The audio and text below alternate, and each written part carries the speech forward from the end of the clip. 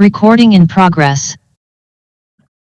Good evening and welcome to the February 8th meeting of the Falmouth Conservation Commission.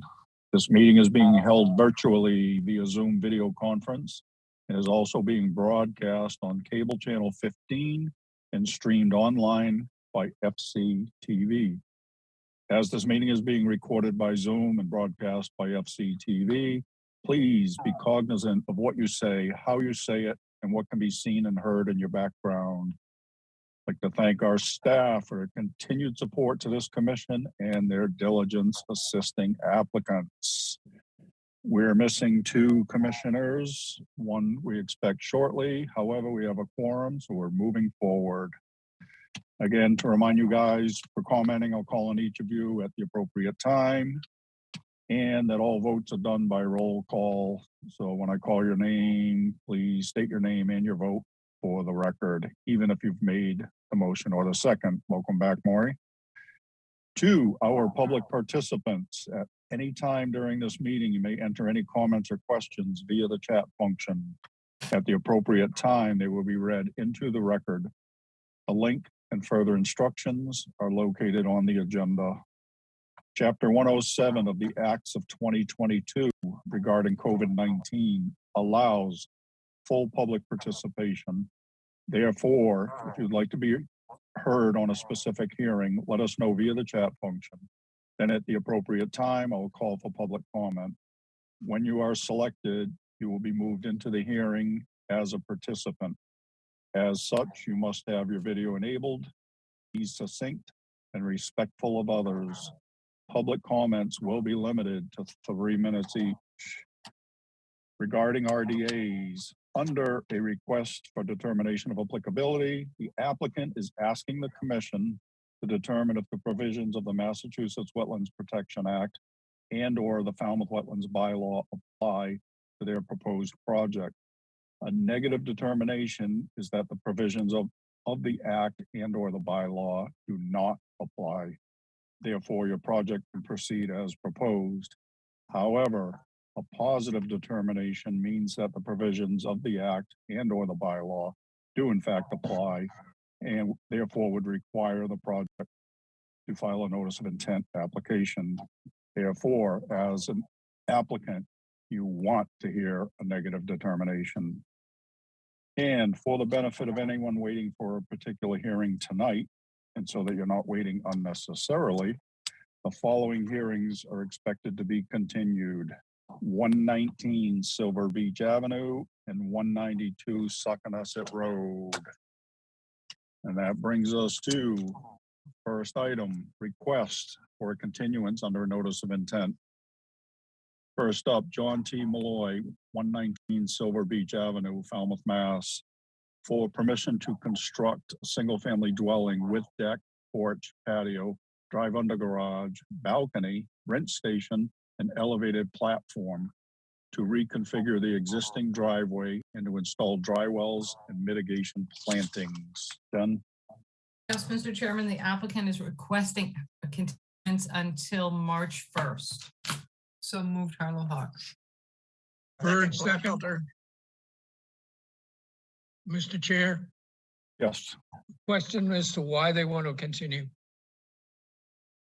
Courtney, they had put in, they submitted their applications, and no one was available at the company to present this week. So we're trying to shuffle some hearings around.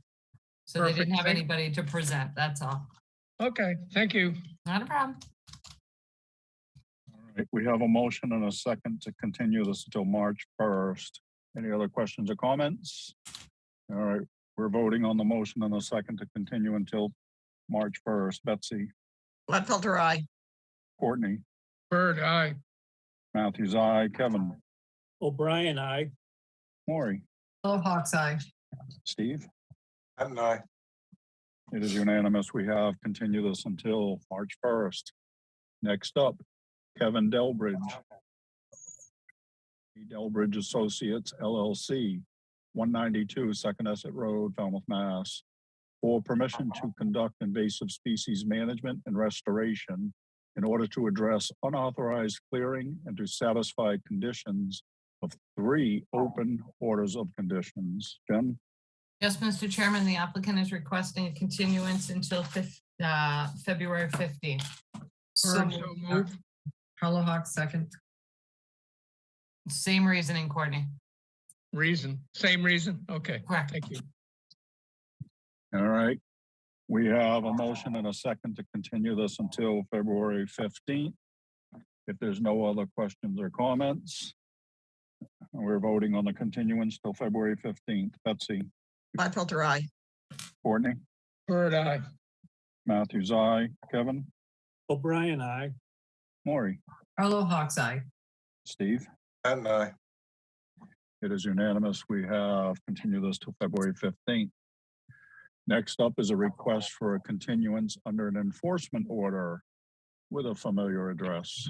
Stephen Quiggio and Kathleen Tuhig Quiggio, 192 Succonesset Road, Falmouth, Mass. Unpermitted clearing within conservation jurisdiction. Jen? Yes, Mr. Chairman, property owner is requesting a continuance until February 15th. The notice that you just read is in response to this enforcement order, so keeping them together. Okay. So moved, Carla. Bird, so move. Gladfelter, second. All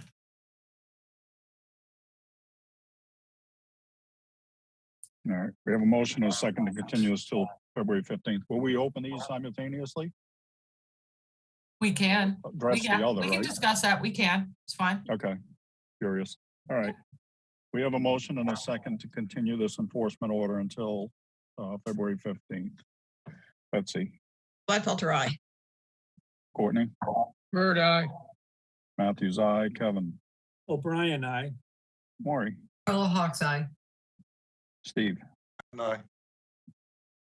It is unanimous. We have continued this until February 15th. Next up are requests for determination of applicability. First up, Charles Clark, 41 Davis Neck Road, East Falmouth, Mass. For permission to replace 2 pilings in the same footprint.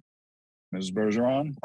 Staff recommends a -3 under the state and a -2 under the bylaw. Resource area boundaries are not confirmed. Bird, so move. Second. All right. We have a motion and a second to accept staff's recommendation. Any questions or comments? All right, Betsy? Gladfelter, aye. Courtney? Bird, aye. Matthews, aye. Kevin? O'Brien, I. Maury? Carla Hawk's eye. Steve? Patton, aye. It is unanimous. We have accepted staff's recommendation. Next up, John Toby Jr. and Nancy Toby, 10 Knobnocket Trail, East Falmouth, Mass. For permission to relocate the existing water service, pump dry, fill, and abandon 2 failed cesspools and to install a Title V sewage disposal system. Ms. Bergeron? Thank you. Staff recommends a -3 under the state and a -2 under the bylaw. Resource area boundaries are not confirmed.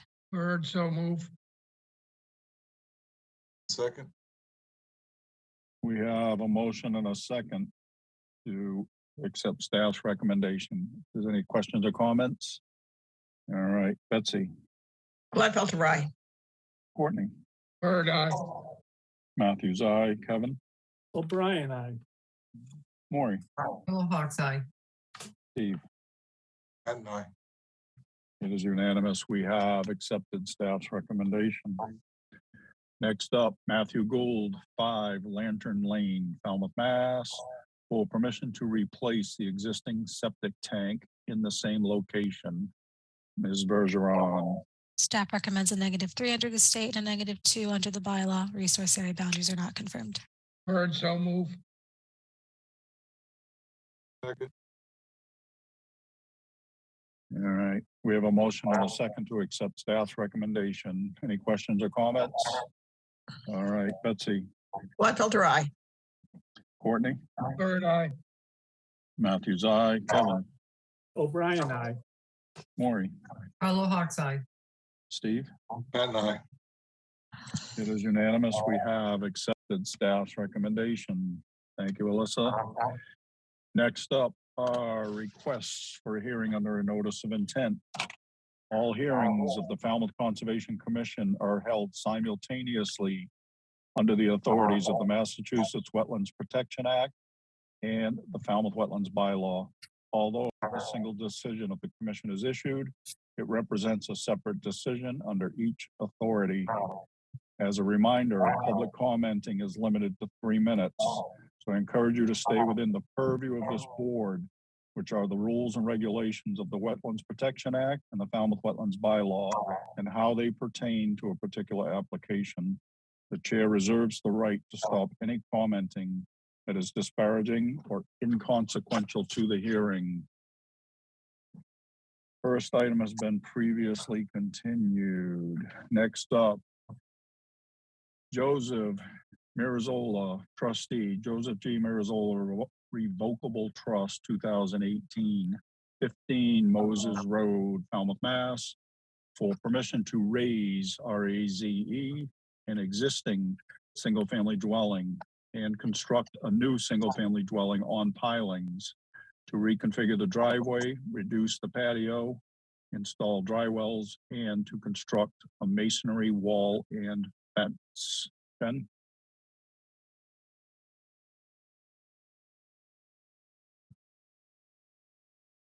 You're on mute, Jen. Sorry about that. I'm promoting Tom Bunker up. Tom, is there anyone else? I think we have with us tonight another Tom Mulcahy, Yep, I see Mr. Mulcahy. the landscape architect on Yep, this project. I see you, Mr. Mulcahy. I'm promoting him to a panelist. Excellent. Thank you. Mr. Bunker, you're up, sir. All right, thank you. Good to be back here on a Wednesday evening. If I may, I will share my screen and put up a drawing or two. Sure. Sure, why not?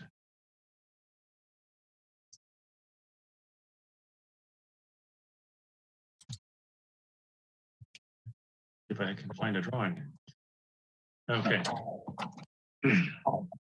I'll start out with the town GIS aerial photo showing on here this property, 15 Moses Road, is in a long line of similar beach cottages, beach houses, right along a seawall and along the beach there.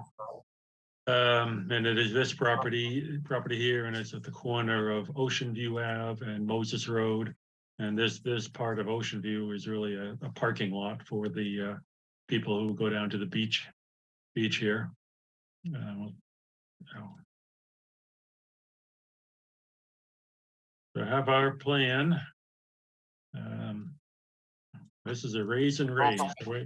We are RAZing the house and also RAISing the house. The existing house, I've colored green on both of these plans, so you can see just quickly show you the comparison in coverage, because that's one of the points here, where this is going from 42% coverage by structures and pavement down to 36.5% coverage by structures and pavement. So we moved the driveway, which now goes front to back, and now we have a driveway that goes lifting a house, gives the opportunity to park underneath it. We'll go into the resource areas. Of course, they have next to land under the ocean and coastal beach. Here, this seawall that runs along this whole stretch is Coastal Bank. The top of this seawall along here is the top of the Coastal Bank.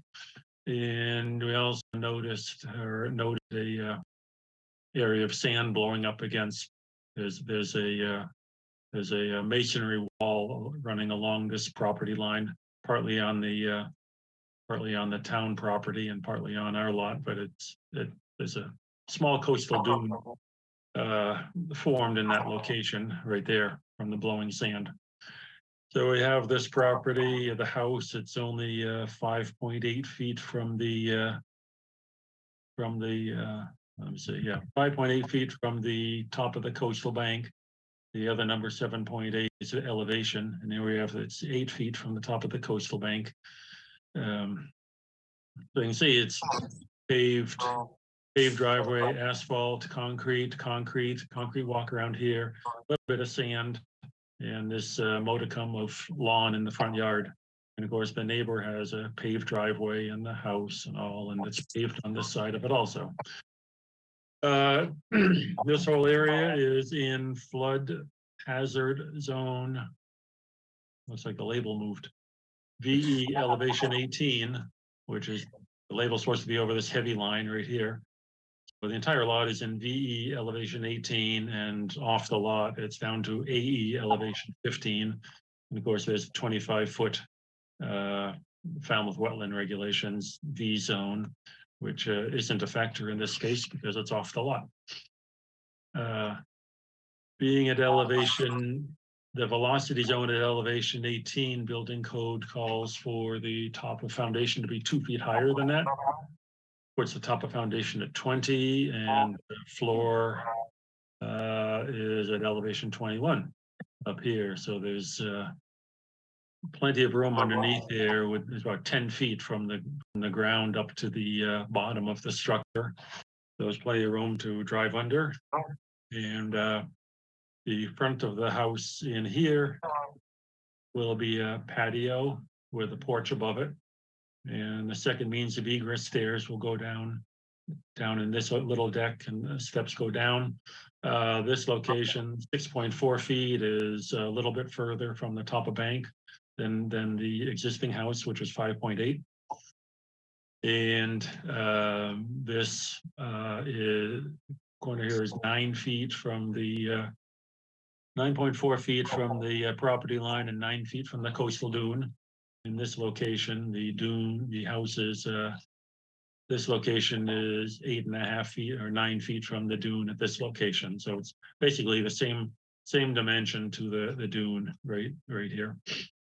And over here is no resource area setback to be concerned with.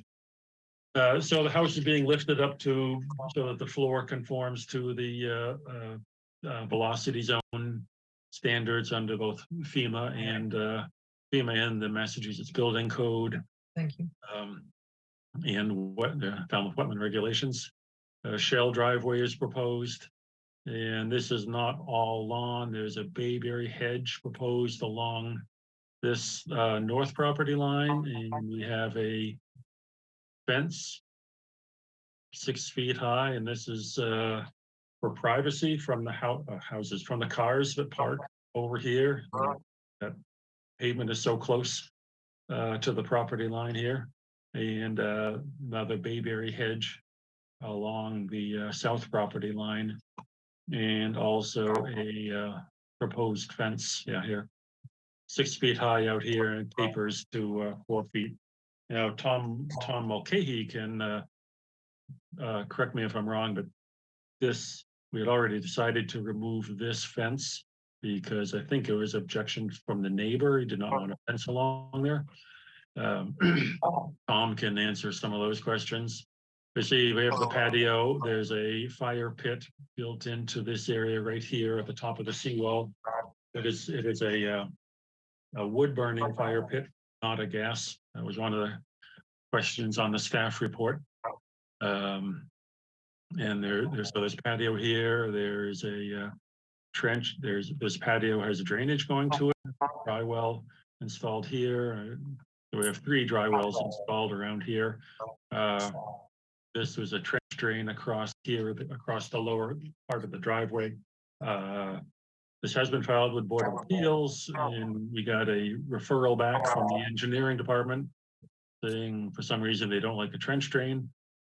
So Tom and I are working on an alternate solution. I think it'll be some type of a trough built into the cobble apron with a catch basin off to the side, but the driveway will still have drainage going into this dry well. There is a rinse station under the deck in this location. And staff, in reviewing the architectural plans, I think it has a wooden paneling around it, the typical type of rinse station. And it was recommended that we have the picture that we were shown was a metal pipe frame around the rinse station and sailcloth sides to it, which would we were told would meet the standards for construction in a velocity zone, and I think that acceptable, as we can make that type of rinse station there. We would still like, staff did not like the fence along here, but we'd like to put a fence along here for privacy, as we noted from the parking and the crowds going down to the beach here, just a little bit of privacy on the north property line. There is also a here 18-inch high wall to be built along the top of the seawall here, which is like a seating wall. It's not solid. There'll be scuppers going through it, so it's not a solid wall, but just a seating wall for people hanging out at the patio there. And the scuppers are above the ground level here, so that will not drain water from the patio onto the beach, but the drainage will go into this bleaching, this dry well in this location. I think, let me see. Look at my notes here. Oh, also these steps here, there's right now wooden steps. They want to make the rebuilt with stone in this location. They are wooden steps with a handrail right here. I'd like them to be just rebuilt that with stone. So I can say that the structure is not coming closer to any resource area, and there is a good amount of reduction of it's like 400 square feet of reduction in coverage on this lot, reduction in impervious coverage on this lot. I will stop and see if Tom Mulcahy has anything to add to this. Otherwise, you can. I'll take my screen down anyway. Then we can take questions, or Tom can talk. Thanks, Tom. Mr. Mulcahy, you're up, sir. Hi, I think Tom pretty much touched all points. There was one other comment from the staff report in reference to stone mulch in the plant beds. So this was proposed just to top dress the loam with like an inch or two of native pea gravel. Really, and any wind concerns from blowing mulch, really being a maintenance issue for wind concerns. It wouldn't be, a drip edge condition where it's like a foot of gravel. And I can provide a landscape detail if that's requested.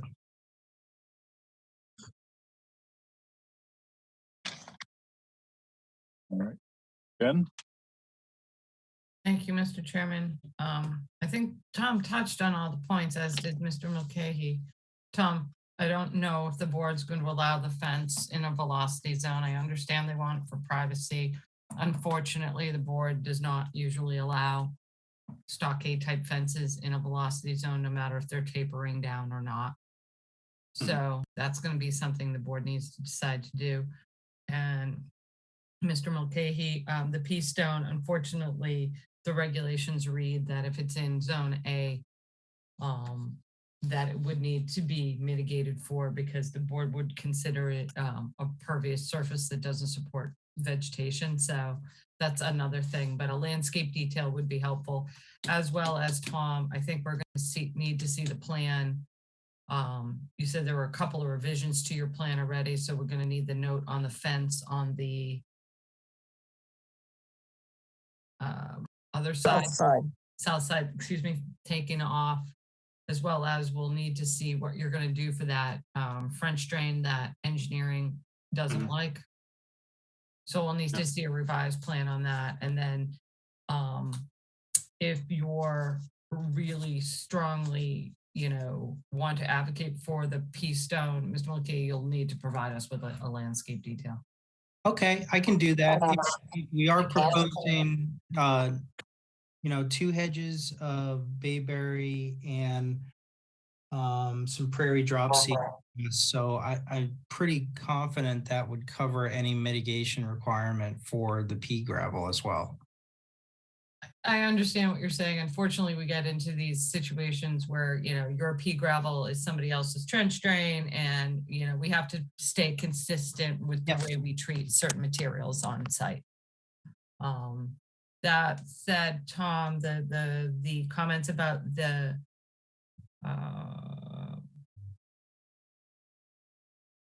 rinse station. Sailcloth would be fine. I mean, they don't have to have metal around it. They can keep just sailcloth. So, Right, no, I think in the picture, it looked like I was referring to, it looked like a metal frame. that yeah, the that's just an sailcloth was on. example that But we yeah, saw right. in the field and that we've been providing people because we think it's a good alternative, and it kind of, addresses the board's concerns, also addresses the privacy issue of an outdoor shower. So, Right. yeah. Mhm. So I think that's all I have, Mr. Chairman. All righty. Ms. Bergeron. Thank you. My only other note would be if the proposed station is to be changed, please provide revised architecturals to show no paneling around the rinse station, if that's the case. Thank you. Mhm. All right. Commissioner comments, Betsy. Well, the only comment I have is the fence on the north side, and except in very unusual circumstances and with very specific findings, we don't allow fences in the velocity zone. So I would encourage you to have more of a vegetative fence there for privacy. That's all. Thanks, Jamie. All right. Courtney. You said, this is directed to, Which Tom? okay. Yeah, the question is you're talking about pea stone mulch. And you heard Jen's comment that this was a concern of a different sort in another meeting. So my question to you is, how thick a layer of pea stone are you proposing? It would be like an inch or two. It's really just top dressing the loam soil. So in lieu of bark mulch that could be wind driven and blown around the property. Gotcha. So no more than 2 inches and probably less, right? Correct. And so that would allow for everything good and bad to grow up between it. Correct. Okay. No other questions. All right. Mr. Bunker, generator and AC pad, anything? I don't see anything on the architecturals either.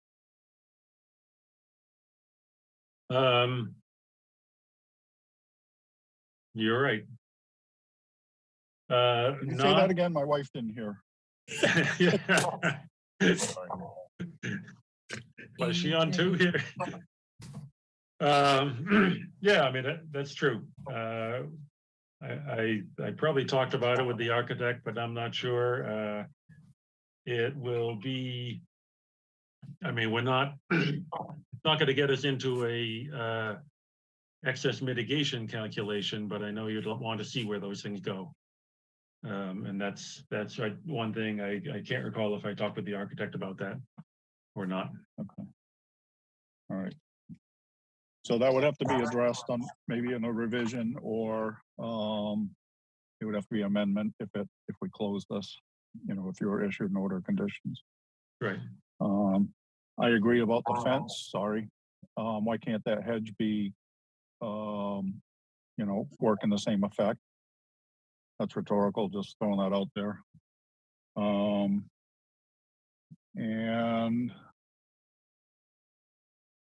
I think, and then the RIN station, I agree with that too. So, thank you.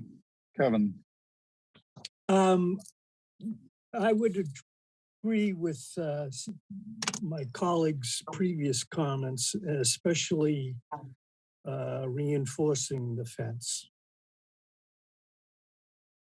Other than that, I'm fine. Maury? Tom Bunker, what's the calculations for the storage area that's enclosed and the stairway that's enclosed for square footage in the V zone? Because you also have the vestibule.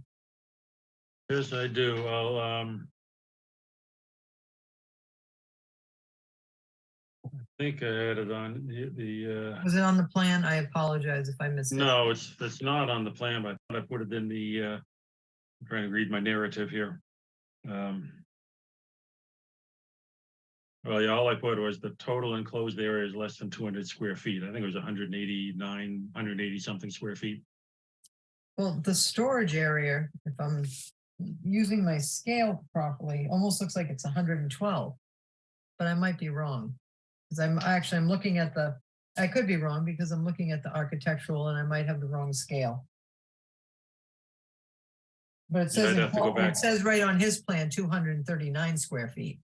So Oh, does it? on the other Tom's plan, it says enclosed area 239 square feet. So I just think you need to keep under 200 square feet. Yeah. And I want to support Alyssa with the no lattice around everything, the stairways and all that fun stuff. The other question I have, of course, I support the no fence. And the pea stone, I would recommend that you plant bearberry or some ground cover instead of, so the mulch doesn't blow, because I work on the water in that area, in that V zone.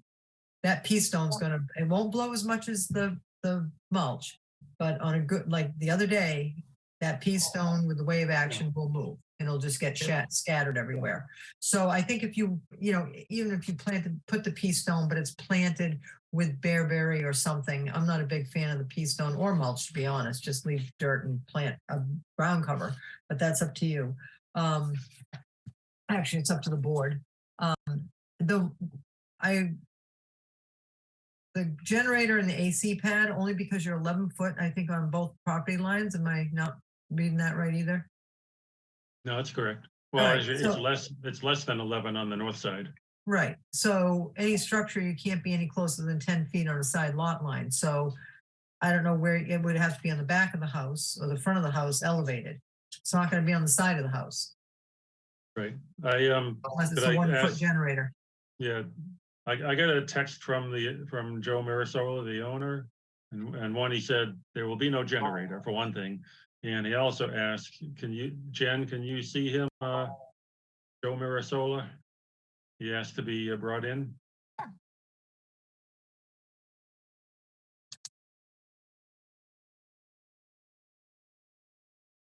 Okay, I was gonna say.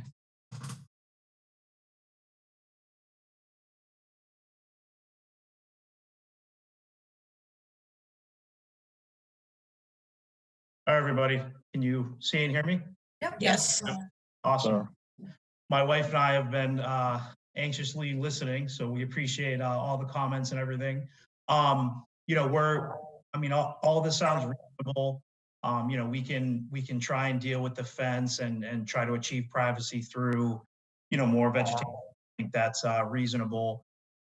There is no generator, as Tom said. I think we were trying to get the condenser for the AC raised on the northern side of the house.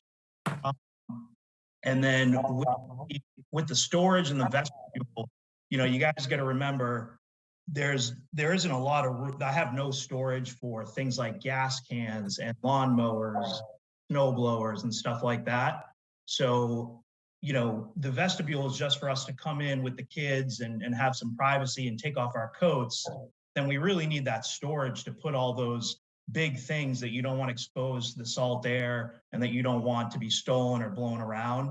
So, you know, I can kind of live with all the comments and I respect the position of the fence and everything, but we really need to optimize the vestibule and we thought we were, or the storage rather, and we thought we were being very conservative coming in. And no, 39 square feet doesn't sound like a lot, but it is when you think about how much stuff and equipment we would have to store to keep it safe from, you know, the exposure. So that's all I would appreciate, you know, you all reconsidering.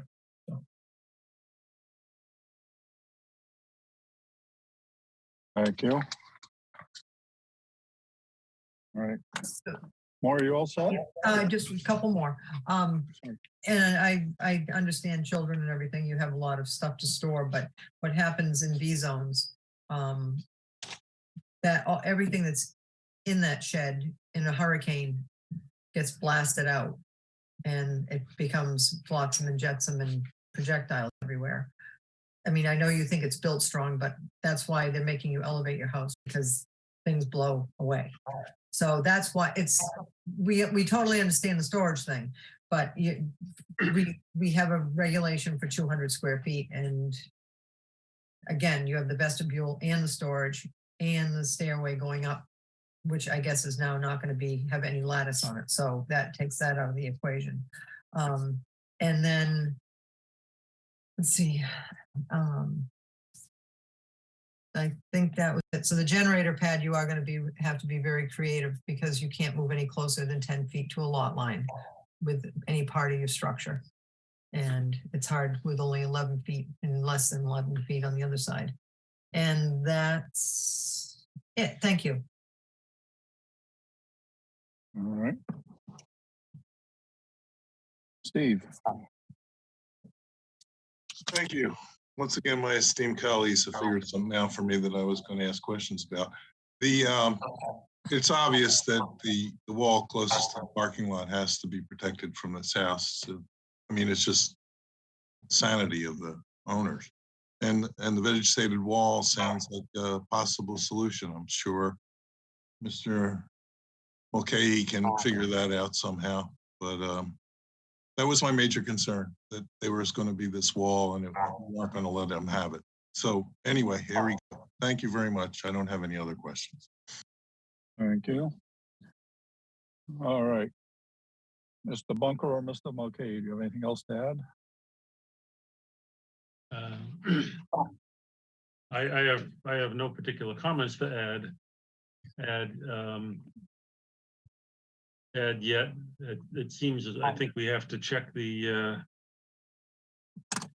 area of the enclosure. For one thing, I mean, is there anything that can be? Can you put a condition that we can't exceed, or you have to have some drawings for some of these things? I think we're going to have the drawings because the plans have to be revised anyway for you to correct the notes to show us what you're going to do for the drainage on that trench drain area. We're going to need to see where that condenser unit's going to go.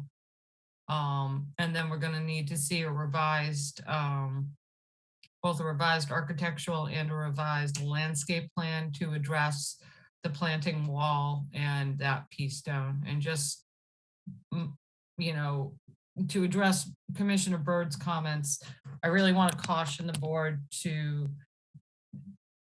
not start approving these things based on the thickness and the depth of gravel versus pea stone, which anything, because that is almost impossible to enforce. And now we're going to be going out measuring this. It's not practical. It's not feasible for the staff. So Tom, you're looking, I think, at March 1st. We can do March 1st. We can get plans in for that. Yeah. And because we have a bye week on February 22nd, it gives you a little time. You don't have to rush the plans to us next week. So. Great. Yeah, that's the day Before you before make the that- ZBA hearing. Hmm? I was just saying that's the day before the ZBA hearing. March 1st is. Is that an issue for you, Tom? No, that's all right. I think so long as we're through, I think we're fine with ZBA. Okay. All right, before we go any further, Jen, is there anything in the public chat function, please?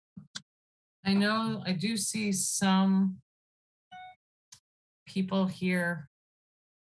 If anybody would like to comment, if you want to click on the raised hand function, I can promote you. I do see a couple of familiar names from the abutters.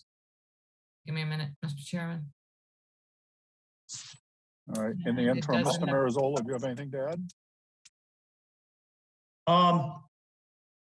No, I mean, I think it all sounds reasonable. I think, just, I think we don't want to have to delay past the first, obviously, for the ZBA hearing. So just making sure we have your kind of real good guidance on the P stone. Like, I think I don't want that to hold anything up. So just the small stuff, just knock out. So any way we can do that offline or something to make sure that we're good. I like Maury's suggestion of planting a ground cover like a winterberry or a bearberry in there. I think that'll What work. about native shells? Something a little more aesthetically pleasing, no? Did we count it the same way? Okay. I think the bearberry could be good because it's sandy soil. Yep. Yeah, it's just it will eventually be suffocated by the bayberry once, the bayberry is going to grow. The plant bed's only so big. So at the request of the applicant, I'll make a, Hold on. Jen, anything yet?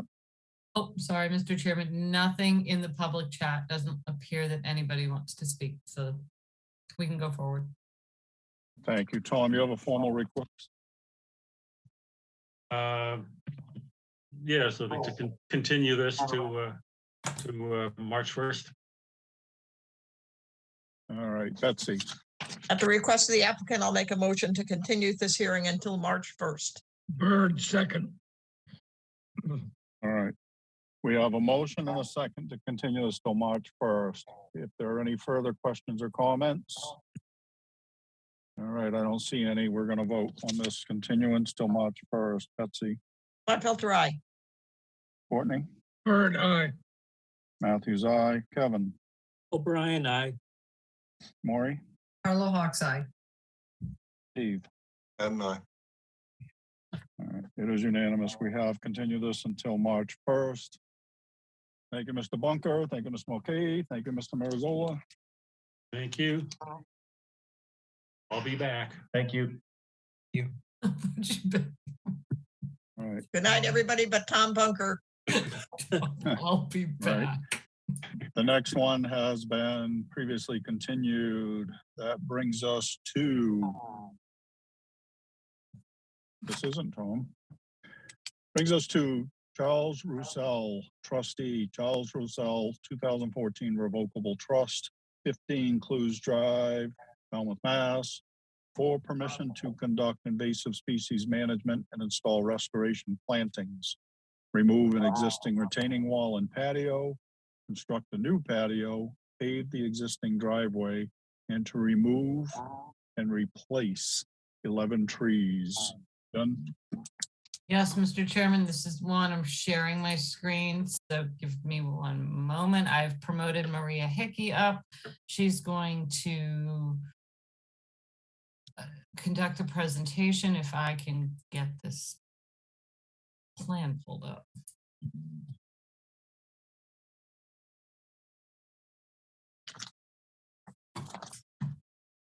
Can you hear me, Jen? I'm working on it, Maria. Hang on, I'm just pulling it up real quick.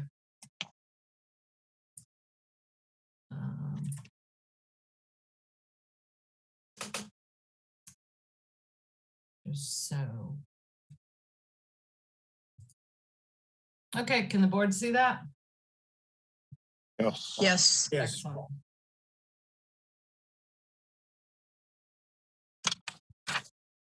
All right, Maria, you're up. Okay. Thank you, Jen, for uploading that for everyone to see. For the record, my name is Maria Hickey from Maria Hickey and Associates Landscapes, and I present to you the project located at 15 Cruz Drive in Falmouth.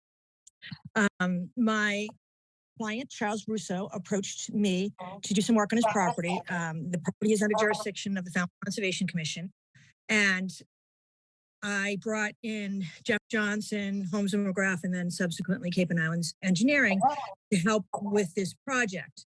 The property had received a certificate of compliance in 2004, and then the property was subsequently sold, and Mike bought it a couple of years ago. When we did the survey,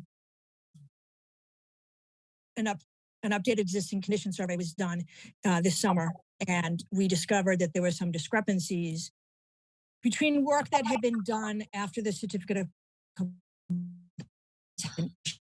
and shell. There are pipes that were installed after compliance is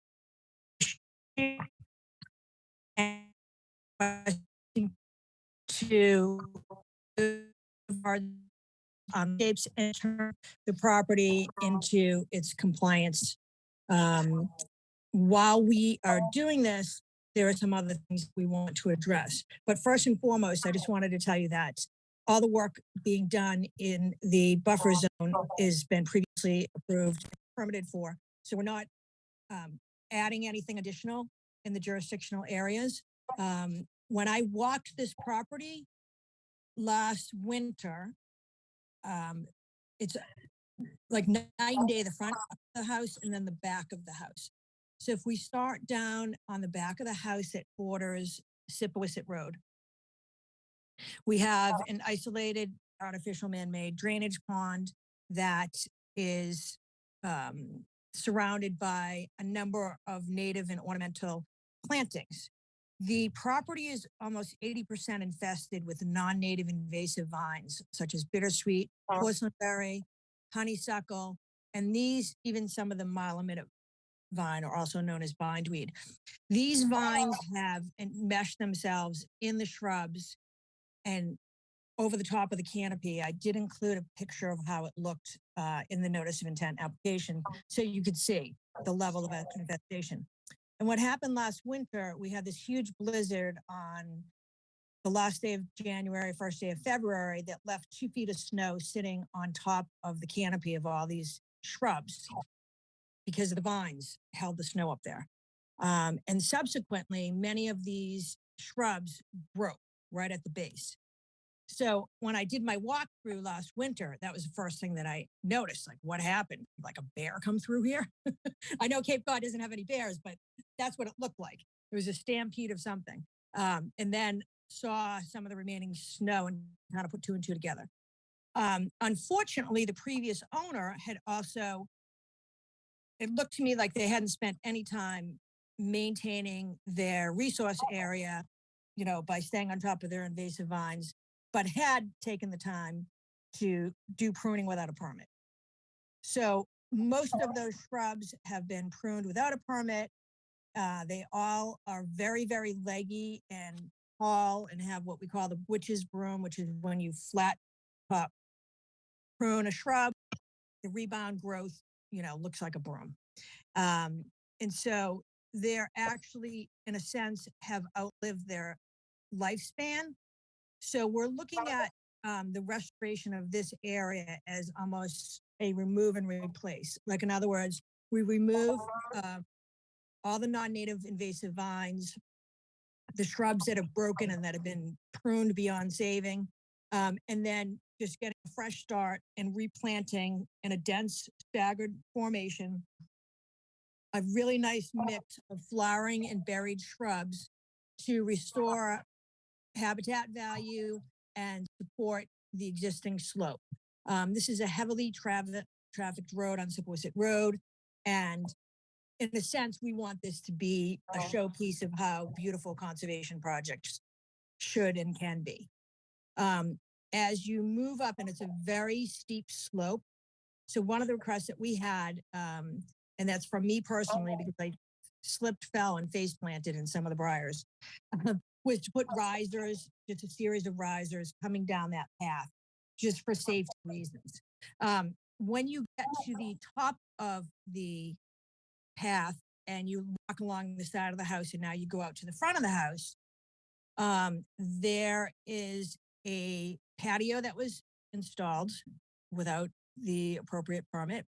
So we want to remove that. We also want to remove, there's a number of walkways that were installed without a permit. Again, we want to remove that, reconfigure, and bring the property into compliance. We're going to make some modifications to the driveway that do not increase the size of the driveway. It's just to change the shape a little bit. And again, it stays all within the A zone. Along the part of the property that is closest to closed drive and then a right of way for the neighbor are 11 locust trees. And it's really interesting when you look around those locust trees, there's a very limited understory, especially as you get up higher on the hill. But there's plenty of the invasive vines. And as you all probably know, locust trees are not native to Cape Cod, and their roots affix nitrogen into the soil, which can make it incompatible for our understory to not only grow, but thrive. And so we feel we would be negligent in not addressing removal of the locust trees. So we're going to remove the 11 locust trees, and then we're going to replant. And Betsy, I love the phrase that you used, the vegetative screening or privacy hedge. And we're going to do that through a series of layers, white spruce, viburnum, and then all of our layers of native shrubs. So really, there was not supposed to be any front lawn on the property. So we're going to remove that lawn, remove the walkways, reconfigure part of the driveway. They're putting like a little porch on the front, or they're redoing the front steps. And then we're going to do a habitat restoration and replant pretty much the entire property. There is a new patio outside of jurisdiction that will be installed. One other note to make as you go down the left side of the house headed back towards Zippewisset Road, we're asking to put a very small fence there. And that's just more of a demarcation of don't go by this area because it turns steep real fast. So if you had company over, especially someone with little kids, and they walk through that area and they could easily fall down the hillside. So we're just trying to prevent that. And on the other side of the house is a set of stairs that a railing will most likely be added, and some of those steps may be swapped out because they're very slippery when they're wet, and it's a safety issue. So the proposed project activities will have no adverse effect on the resource areas. And again, it's really an amazing, wonderful thing that our client is willing to do, which is, bring this property back into compliance, remove the things that don't belong there, remove the non-native invasive vegetation, restore and revegetate the entire property. And I feel like the mix of flowering and bearing shrubs will provide just fabulous habitat value for birds, bees, butterflies, dragonflies, all your insects that can help repollinate the area. Right now, there's very limited flowering native shrubs. And I feel like we have a really good mix of compatible plantings that will be going in. And with that, I'd be so happy to answer any questions that you may have. Excellent. Thank you, Maria. Jen? Yes, Mr. Chairman. Maria, first, you said there's going to be a series of risers on the path. Is that beyond the 3 that are No, just shown? 3. Just three. those 3? Yes. Okay, perfect. And second, you have a lot of St. John's wort on this plan, and staff was under the impression that when you advocated for the St. John's wort at 18 Willis, that we were allowing it to be used to kind of as a test to see, how well it does on one or two sites. And then all of a sudden we're seeing it on every plan you're submitting to us. So I'd like you to rethink the St. John's wort. We allowed it at 18 Willis, and we did it as, to try to test it out, see how it does in these mitigation areas. But now we're seeing it as a predominant plant in some of your planting plans. And we were under the impression that, you had agreed that it would be used on one or two sites, and then, we'd see how it works out at compliance time. And we're not close to compliance on those other projects. So just pointing that out to the board, that this is kind of the thought process the board had on this particular plant. So if you want to keep allowing it, that's fine. But again, staff thought we were just testing it out on one or two sites like we're doing with that huckleberry sod, to be able to give the designers a little bit bigger palette to work with, but we don't know how it's going to do. So to answer that question. Wait, Sorry. answer them all at once. Hang on one second. Okay. Maria. And if the board, I know you're removing those 11 locusts, you're proposing what, 15 trees, Maria? We were actually putting 12 trees back in jurisdiction. We had listed a couple that were outside of jurisdiction because we thought 12 trees in for 11 trees out was a good mix. And then on the Sippawisset Road side of the house, we had talked about perhaps putting one or two native trees there. And it's such a mess there right now. Until we clear it out, it's really hard to even see if we have room Maria, to you're locate some breaking more up, trees, and and it's I'd be hard more to than hear happy. you. Oh, geez. Okay. It's all right. Can you hear me okay now? Yes. Okay. All right. So let me back it up to the Hypericum, which is the St. John's wort. I had responded back to Jeff and Raul, and then they sent it to you as well. I have a number of properties where we have voluntarily planted Hypericum 2 years ago, 3 years ago, and 4 years ago. And I'd be more than happy, and they're in some really harsh, extreme environments. I'd be more than happy to do a site visit with staff, anyone on the board that would like to see it. We feel so strongly about the positive merits of this plant, and it's been native for 600 years on the Cape Cod. And I know that the board had asked us to kind of move away from Rosa virginiana, which you've noticed I've been really good and respectful of that. I haven't included it on any of the plans, but I need something that flowers, that spreads its roots laterally underground, especially on the slope, to hold the soil in place. And this is one that does it real fast. And I would absolutely welcome the opportunity to show you out in the field, it at different ages, and I think that would really get you guys Maria, excited about it. Did you just say you planted this on other sites in our jurisdiction without our knowledge? No, not in your jurisdiction, Okay, outside of your just jurisdiction. checking. Yeah, but I would be so happy to show you, it isn't accepted by other commissions on the Cape, and it is a fantastic plan, and I've been trying not to include Rosa virginiana or Rosa carolina, but both of those do the same thing as the Hypericum, is they have roots that spread laterally underground, that form almost like a thicket or a mesh underground, which really goes a long ways in keeping any of the invasive species rebounding back. As far as the number of trees, when you said that I was starting to break up, on the front of the property, we're taking out 11 trees and replanting 12. On the Sippawisset Road side of the property, we had mentioned that I could meet with you and Alyssa on site after everything's cleared out.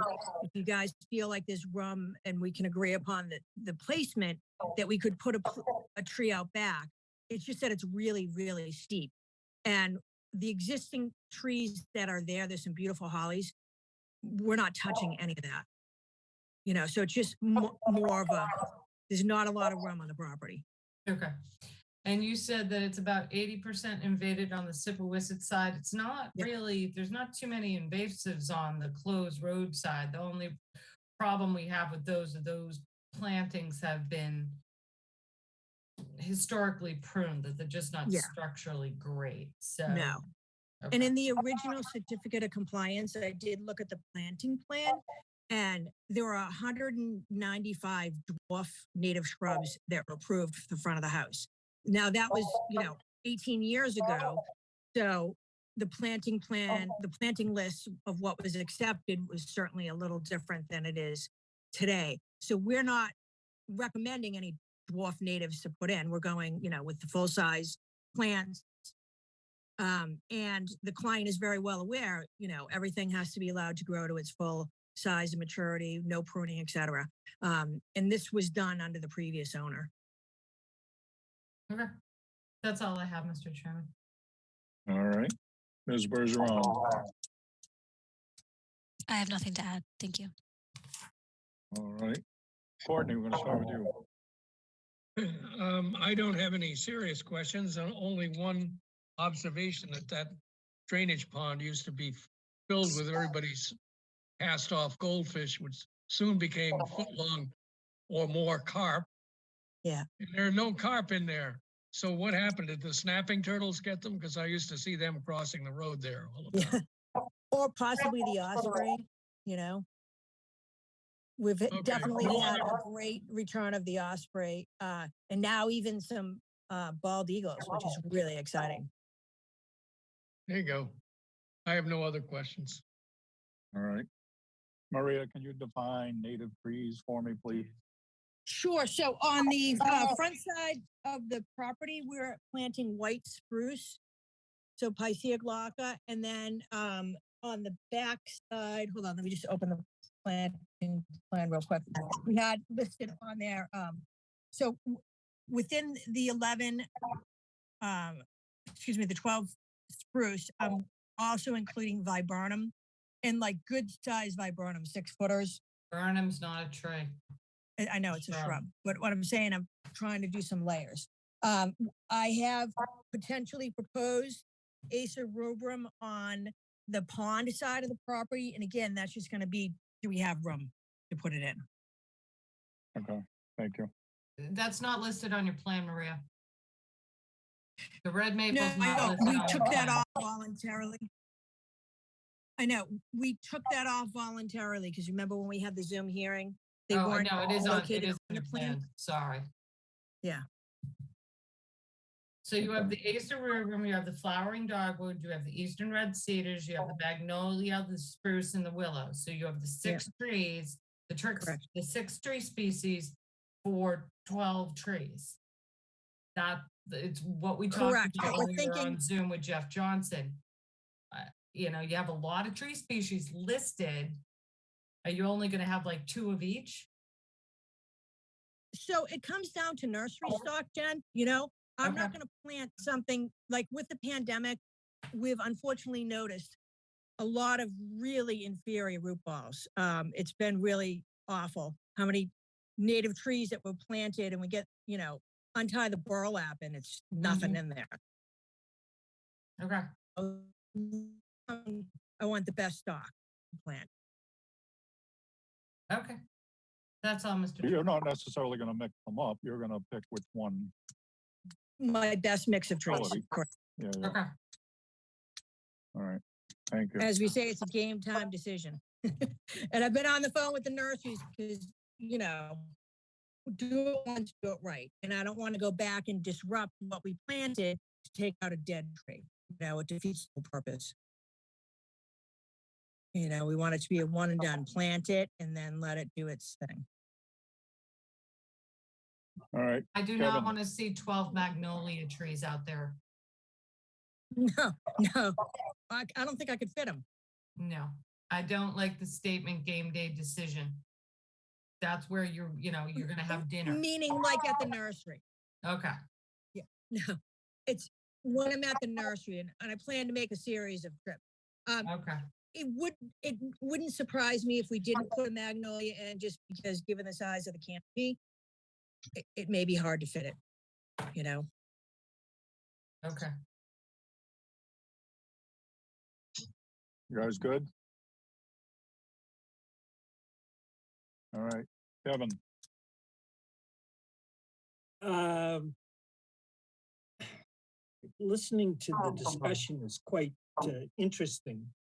And from a purely the view of an amateur who likes to take rides, especially this time of year in the late afternoon along Sipawasset Road, I really enjoy looking at that particular site. It's a spectacular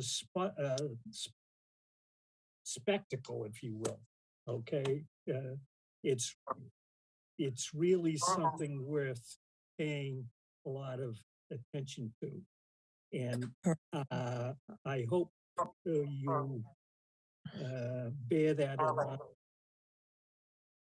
I'm sure you do professionally, but just from Absolutely. the viewpoint of the amateurish general public, we appreciate that.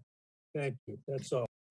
Thank you. And from the other side of the general public, I can almost promise you that you're gonna take pictures of it when we're done. And be like, wow, look at this. You know, that's kind of my signature. Jen will tell you, I like to put a lot of color and beauty and give a big wow. Maury, I just had two questions. On when you do find the quality trees, which I commiserate with you on that.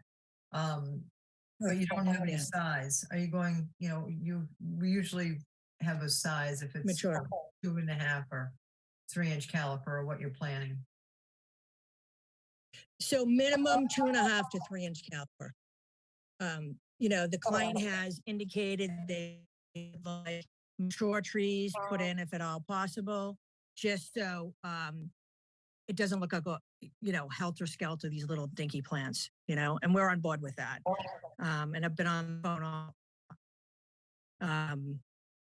out there offering So- some few projects. Maria, you're breaking up again. The next question I had was Oh, God. the cornice, the flowering dogwood. They are susceptible to anthracnose, so you might want to stay a little clear of them as well. Correct. They're beautiful, but. And then the Correct. last thing is the locust roots. I'm happy to see that you're Correct. taking them down. But as we know, locust trees have incredible runners and Unbelievable. vegetate. So what is your management plan for those? So we're going to get as much of the roots out as we possibly can. And I understand they can go 80 feet. I don't see evidence of any suckers on certain parts out front. But if I have to chemically treat where the root is cut, I will in this, in the soil. But I'm very passionate about getting those roots out. I've seen what it has done on other properties. Yeah. And it defeats the whole purpose of doing a habitat restoration if you don't get rid of the problem. Yeah, because once you cut those trees, that's going to exacerbate the suckering growth. So. Yep. And I'm going to follow what staff had on the rest of it. Thank you. Thanks, Maury. Yep. Steve, Thank you, Steve, Mr. Chairman. sorry. I was not as familiar with the site as Mr. O'Brien, but after I visited it, it's surprising. That's all I can say walking down the hill. And I don't really have any questions. I'm just looking forward to another car stopping in front of me for no reason in the middle of Sipawasset Road. All right.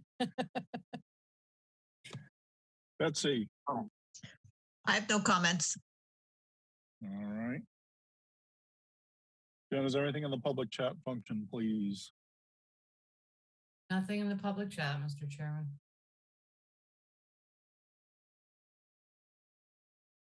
All right, what do you think? I'll make a motion to close the hearing and take it under advisement. Gladfelter.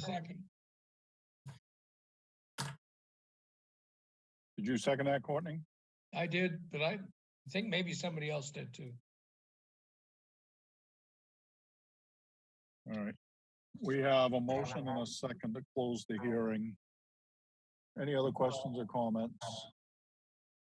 All right. We're going to vote on closing the hearing. Betsy, Gladfelter, aye. Courtney, Bird, aye. Matthews, aye. Kevin, O'Brien, aye. Maury, Carla Hawks Eye. Steve. And I, It is unanimous. We have closed the hearing. Thank you, Maria. Thank you all for your time and consideration of this project and enjoy the rest of your night. Thank you so much. Thank you. Okay. Good night. Bye. Night.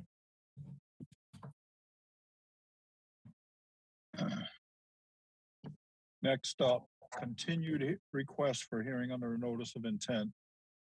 Michael Ryan, 140 Associates Road, West Falmouth, Mass. For permission to reconstruct a detached garage, install a pool with a patio, fence, cabana, and rent station, reconfigure the driveway, install mitigation and restoration plantings, and reconstruct the front landing. Jen? Yes, Mr. Chairman, I've promoted Mike Verselli and Angela Tana to present their project. Thank you. Mr. Borselli, you're up, sir. Thank you, Mr. Chairman, members of the commission. For the record, Mike Borselli, Falmouth Engineering, and I represent the applicant along with Angela Tanner from Crawford Land Management. This is a continued hearing. We had our initial hearing and received feedback from the commission and staff and made some revisions. And we're here tonight to go over the revisions. So with your permission, I'd like to share my screen. Yes, sir. Thank you. I'll start off with some of the highlights of the things that we did, and then I'll turn it over to Angela. So first off, the shaded areas that represent the coastal bank areas, we added the 100-foot outer buffer zone B to those. That's what this red line represents from the individual areas. So you can see where that boundary is. We revised the mitigation planting, so none of it is within the wetland resource. So the shaded area is the proposed mitigation. I just noticed as I was getting ready that I've neglected to take this label off that says new edge of lawn. That is not the new edge of lawn. The new edge of lawn would be where I'm tracing with my hand. So I'll remove that from the record plan.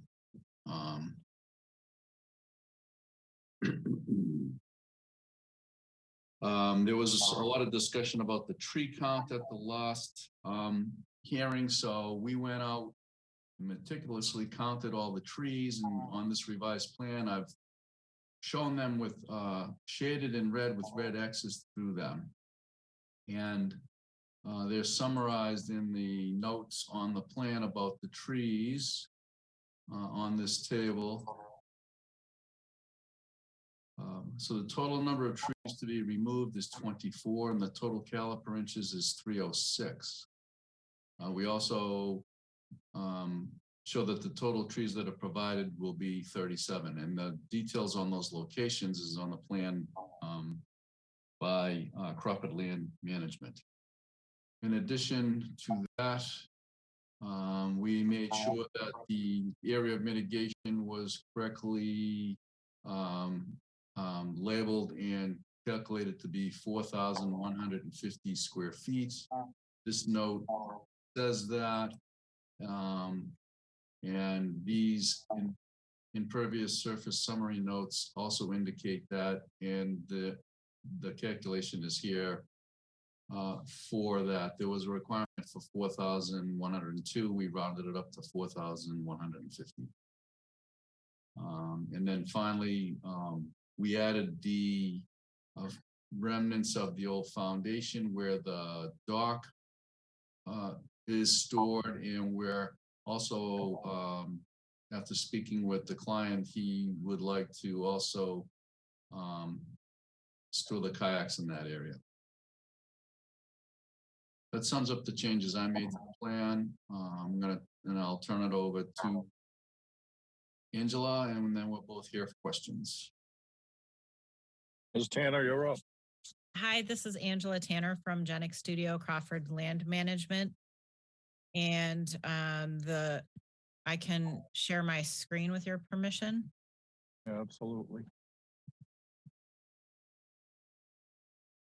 So this is the revised version of the landscape plan and mitigation plan.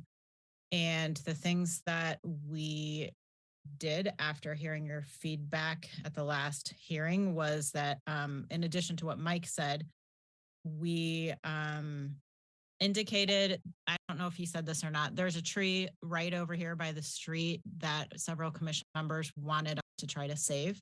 So we have left that on the plan as a tree to remain rather than a tree to be removed. So we also added 8 more replacement trees. So there were originally proposed 24 trees plus the mitigation trees. We now are proposing a total of 32 new trees plus the 5 mitigation trees. So as Mike said, 37 trees. In addition to that, this area over here, which on this diagram, you can see that this yellow area is the area of the planting that has been invaded by knotweed. This dashed line we also added to clarify this dashed area all in this corner of the site is the area that we had previously proposed to remove knotweed, do knotweed treatment and preparation for construction later on. So this yellow area is all of the planting area that any of the shrubs that are in this zone, we took out of the total count for the tree replacement shrubs. So between the tree replacement shrubs and this knotweed area, we added an additional shrubs so that instead of 114, there are now 177 for these combined areas. We also added some notes both on the plan right here and also in the land management plan outlining how this knotweed, this area that did contain knotweed should be handled during construction in order to ensure that the soils in here aren't transferred across the site into other places. So these notes outline those steps, which include to mark the boundaries prior to construction. And during excavation, any soils from this area should not be used in other areas of the site or as fill. They should be disposed of at an authorized facility, and the equipment should be cleaned after any excavation is done in here. We are recommending that a pervious root barrier be used. The pervious root barrier contains copper, and that's what prevents the roots from coming through, but it will still allow water to penetrate. You can use this root barrier vertically and horizontally. So we're proposing that it be used along the property lines and to vertically along the property lines and vertically to protect any of the new structures within this knotweed treatment area. It also is recommended to be used horizontally underneath any areas of paving, like the driveway or patio areas. And also I wanted to note that the main concentration of knotweed was in this upper half. The area in the lower half had very sporadic instances of knotweed, but we made the shape this to contain any area that we saw any knotweed at all. And we also added a note that the areas must be monitored, new instances of knotweed treated and removed according to the protocol that was already outlined in the land management plan. So I know that one question that had come up was about the mitigation trees. So I would just like to clarify that the mitigation trees are proposed as 5. The locations that they are shown in aren't necessarily in the shrub mitigation area. I am not sure that that's a requirement, but we are proposing that all 37 trees be mandatory, 5 for the impervious surface mitigation and 32 for the tree replacement. And I think that covers all of our changes, but I'm certainly available to answer any questions. Thank you, Angela. If you would stop sharing. Ben? Yes, I'm going to try to cover most of the staff report. Alyssa did a lot of work on this, so she's going to probably pick up where I leave off, or correct me if I'm wrong. Angela, I think the biggest concern of the staff is that a lot of your tree replacements are in these optional areas. So is there anywhere on the plan that we might have missed, or in the narrative, anything that says that these 37 trees you're proposing are mandatory, whether they're in the optional area or not?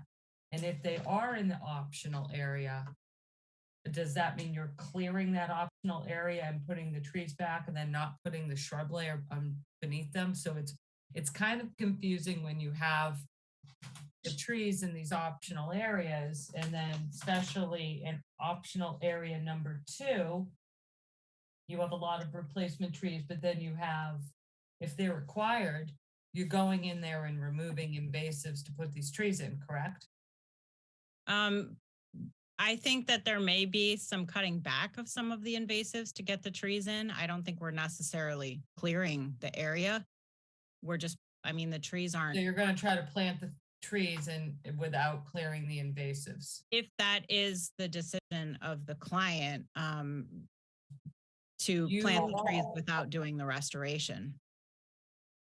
Well, as a restoration expert, I've heard many of you say that you need to clear these areas out in order to plant trees.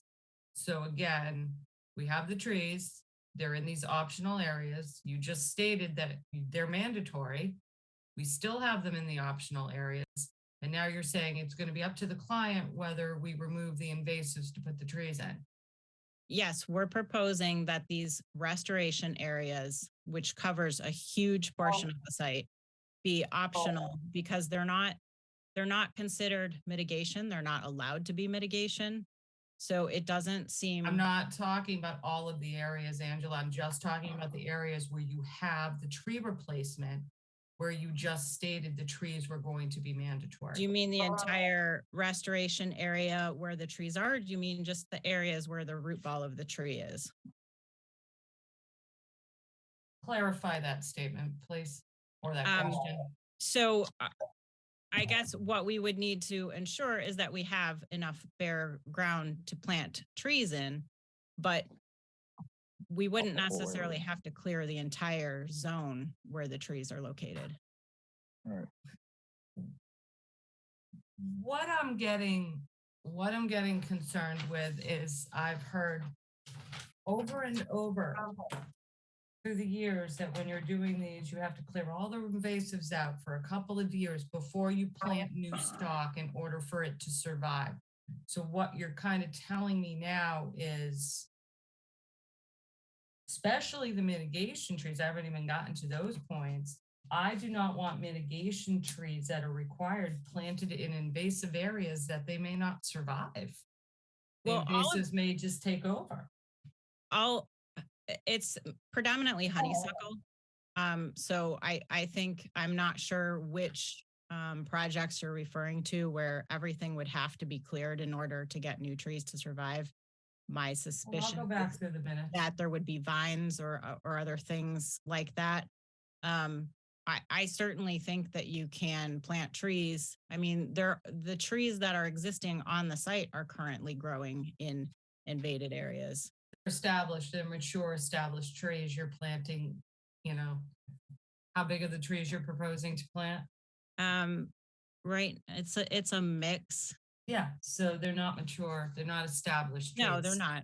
No, so that, I don't know. I personally have concerns about a majority of these mandatory trees all of a sudden being placed in these optional areas, and then we're going to give the homeowner the the decision on whether or not we're going to clear away enough invasives for these trees to survive. I just think I'd at least like to see the mitigation trees in the mitigation area, and I'm not quite sure why you're confused of whether that would be a requirement or not. You just Okay. said, We can, yeah, if the 5 mitigation trees need to be in the green zone, then we can ensure that they're in the green zone. yeah, But we didn't think that it was fair to the client to require restoration areas as part of mitigation when it was made clear to us that restoration work is not acceptable as mitigation. Mm. So but you're putting the mitigation in the restoration areas. we're putting all of the trees in areas of lawn and areas of naturalized shrub layers. We're putting them in areas where there aren't currently existing trees. And whether, whatever that vegetation is the vegetation that the site consists of. It's, we're pit planting them into an understory layer, and that understory layer varies across the site. It seems like the trees are being planted in similar situations to where the existing trees are now. It's all a mix. I would like something on this plan that says, as you stated, that these trees are going to be mandatory and that they're going to be planted. Because you keep touting this tree replacement and how wonderful this tree replacement is, but then most of it's in these optional areas. So I'd like some assurance that these trees get planted. Okay, we will add a clarification note. Thank you. That will be helpful. Mike, you said your client wants to keep his kayaks in the area, so that's something the board's going to have to decide. The kayaks in the dock area. Yeah, instead of building another structure, the seasonal dock's already stored in that old foundation area. We just thought it was logical. Okay. Most of the time, there's enough room for kayaks and docks to both be there. But when the dock's in the water, the kayaks would be, hauled in and out and stored there. When they're not being used, they could be lashed down in the same place as the seasonal dock is. Okay. I'd only say that would be okay because the prior board gave permission to store the seasonal dock in that area, but now we're storing more and more stuff in that area, so that's where I have that concern. I got it. And Mike, can you address the ramp on the dock at all, or you just have? I didn't hear you address the ramp on the dock. Yeah, I didn't. I purposely didn't address it because I don't. Oh, okay. So I didn't hear you address it. I mean, if you need to condition as you see fit, that would not be surprising. I mean, there's a Chapter 91 license for a specific configuration. And if that ramp isn't part of it, then we'll have to deal with it. Okay, perfect. I just wasn't sure if you had addressed it or not, so thank you. I attempted not to discuss it. In all honesty. Okay, that's all I have for now, Mr. Chairman. I'm still trying to wrap my head around these trees. All right, we'll come back. Ms. Bergeron. Thank you. Mike, just to follow up on the ramp, I obviously see how it could be integral to the structure, but given the conditions, I wonder if maybe a small ladder could be attached so they could still scale the dock in the future. Yeah. Just let us know if you We'll want have to to figure consider out something. We'll work with staff to come up with a solution to make it so it's consistent with the Chapter 91 license. Perfect, thank you. And just to piggyback off Jen's statements regarding the tree replacement, as she said, I spent a lot of time trying to figure out the planting plan. I'm not following how removing a small area of invasives to plant a young tree is good practice. It seems like they'll quickly be overtaken. So I would say, in my opinion, it seems that perhaps the optional areas need to be reduced even more to exclude the proposed trees and either have that lumped in with more of your orange tree replacement area, your green mitigation area, or just nothing at all, and just showing that those are trees to be proposed. And if there are just simply too many trees to be accounted for, then perhaps the applicant will need to consider reducing the size of their project and not removing as many trees. That's all I have. Thank you. All righty. Wow. Commissioner comments. I was gonna start, but I don't know. I don't know if I want to get in the middle of this. I don't know.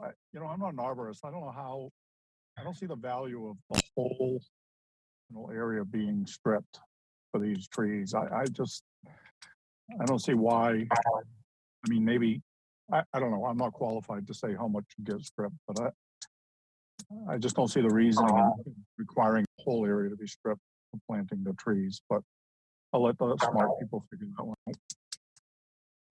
So Kevin, we're gonna go right to you. Only to second your comments. I mean, it seems as though it's probably not the right word, but overkill. That's all. Thank you, Mr. Chair. Yeah. And I'm sorry, I skipped one statement I wanted to make, Mike and Angela. I thought, in a general sense, you guys did a great job addressing all the concerns. So I like the new plan you're having, Angela, with showing the phasing and everything. So on a positive note. Mr. Chairman, can I point out one thing I just wanted before we go on? Very simple. I'm going to share my screen very briefly. For the wonders of technology, I've moved that label that said New Edge of Lawn here to a different place. Wow. Just wanted to make sure that was I wanted to show you that was already done. Thank you, Mike. You give points wherever you can, right? I had a few minutes, so while I was waiting. All right. Maury. I had a question for Angela or Mike. I don't know which one could answer it, but how many caliper inches are the new trees equal to? It was over 300 caliper inches being removed. What are you proposing? You just said 32 plus 5 equals 37 trees, but what's a caliper inch? Do you have an average caliper inch on those, Angela? No, I mean, I could do the math and submit it, but it's not going to be close to what was taken out, which is why we wanted to add more shrubs as well. And also point out that, they are small trees, but the small trees are more readily adaptable to harsh conditions than large trees. And they have been proven to very quickly catch up and possibly overtake trees that are installed at a larger size, especially when they're in a harsh condition. So if you'd like us to add all those up and submit that, we can.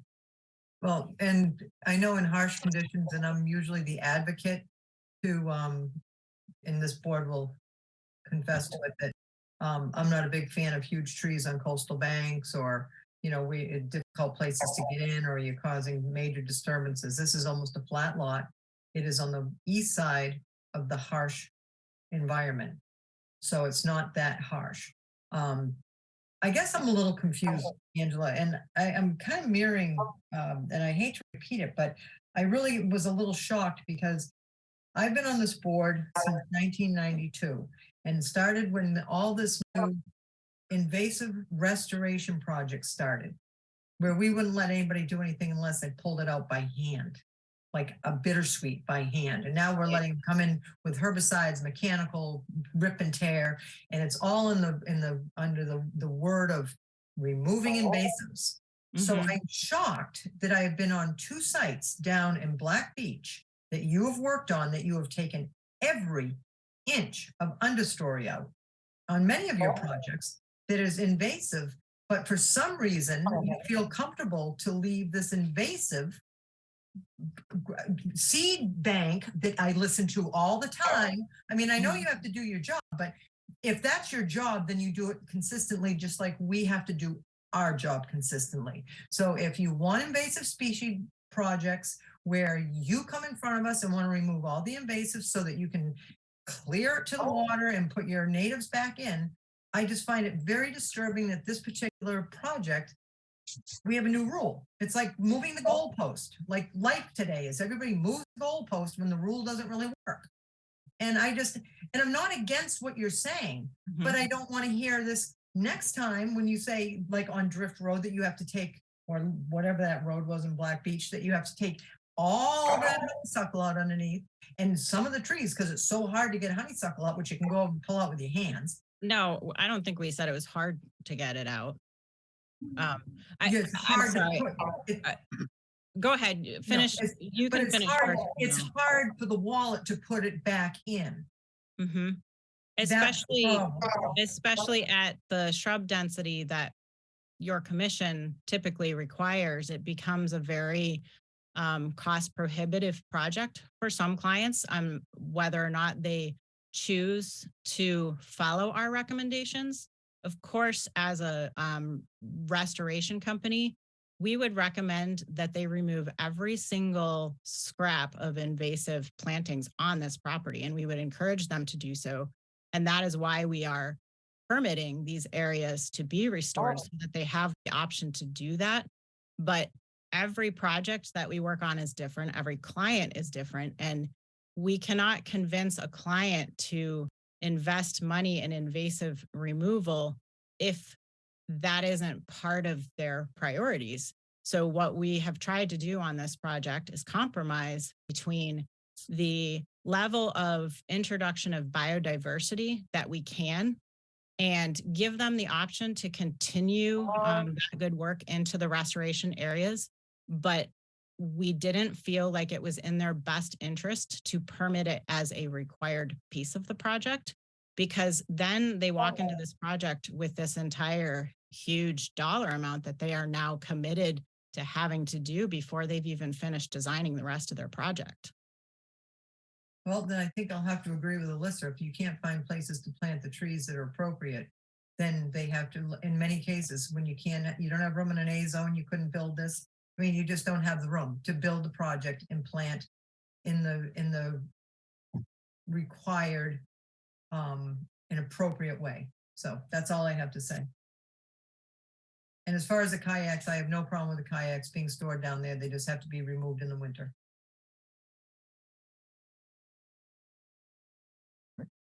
That's all. Thank you. Sure. Steve? Mr. Chairman, I share your early comments. I'm not sure I am fit for this panel, but I thought that I was okay the first time, and then you've made significant improvements. And I felt that this was another case where the staff and engineers would work together and we'd come up with a solution. So I don't have any questions. Thank you. All right. Betsy? I have no questions. Courtney? This whole question of invasive renewal and removal and so forth is a perplexing thing, because it's not as simple as it appears. I think in many respects, if you look at it from the standpoint of the health of an area, there are invasives and there are invasives, and things like bittersweet and crawling honeysuckle and the bullbriar, et cetera, the stuff you want to get rid of, because they will choke out the plants, the good stuff. But there's other invasives that aren't as problematic. And sometimes, if you're looking at a project like this and you want to, do you really need to get down to bare ground in every area that you're working, you see? Now, that said, you get an area where you have things like knotweed, that's nasty stuff, and you damn well want to get rid of it before you start planting stuff in there. So there's a dilemma. So where you have those kinds of situations, you want to hold the soil, then you have to, plant temporarily, but you don't do your final planting, so you're sure you've gotten rid of the critters.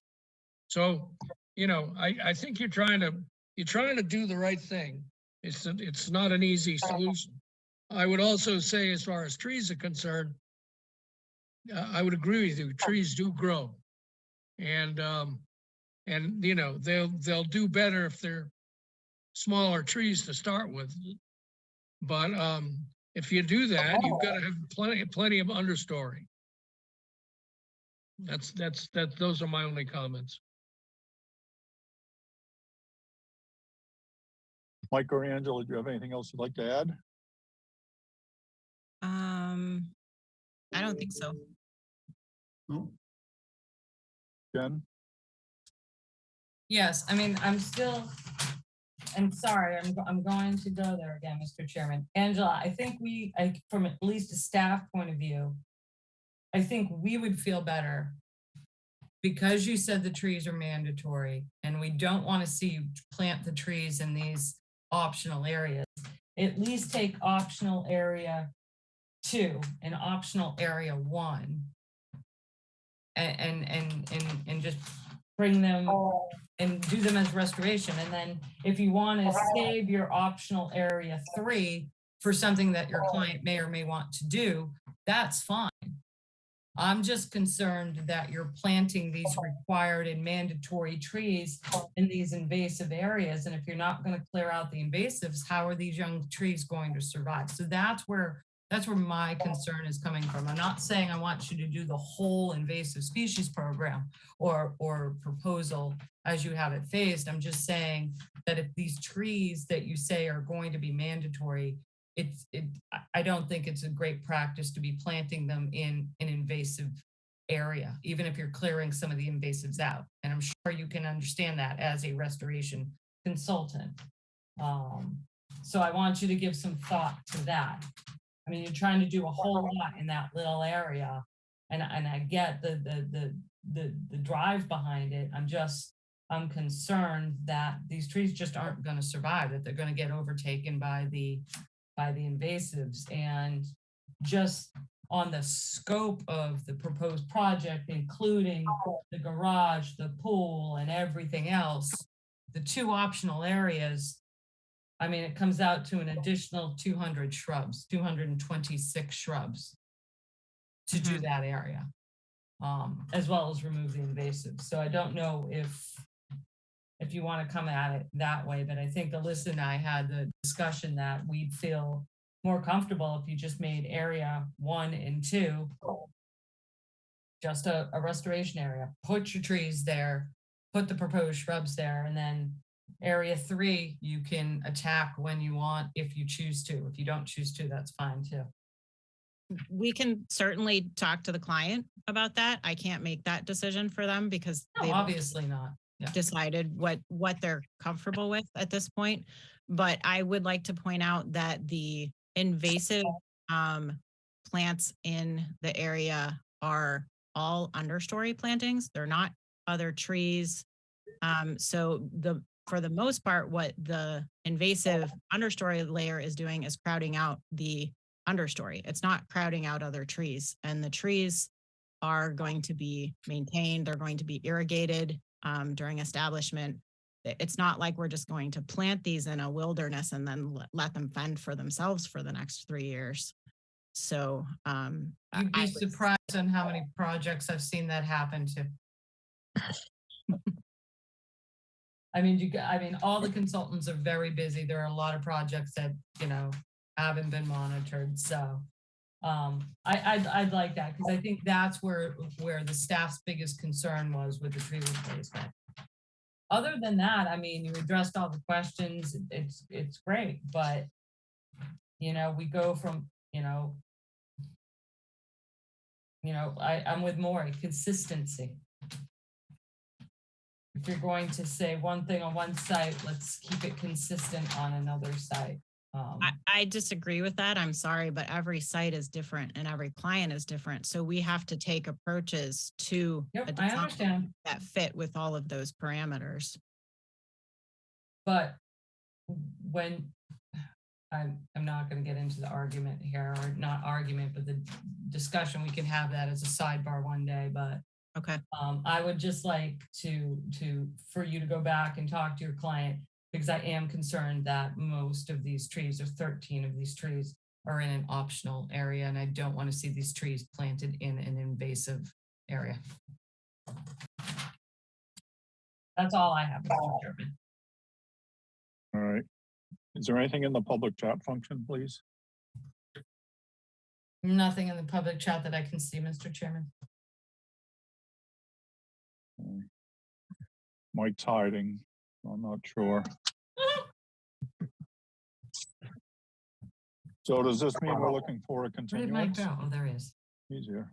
I was trying to get a hold of the client to see if he'd commit for something, but I can't get a hold of him. I don't know what you guys were talking about. The ramp. We're talking about you. Um,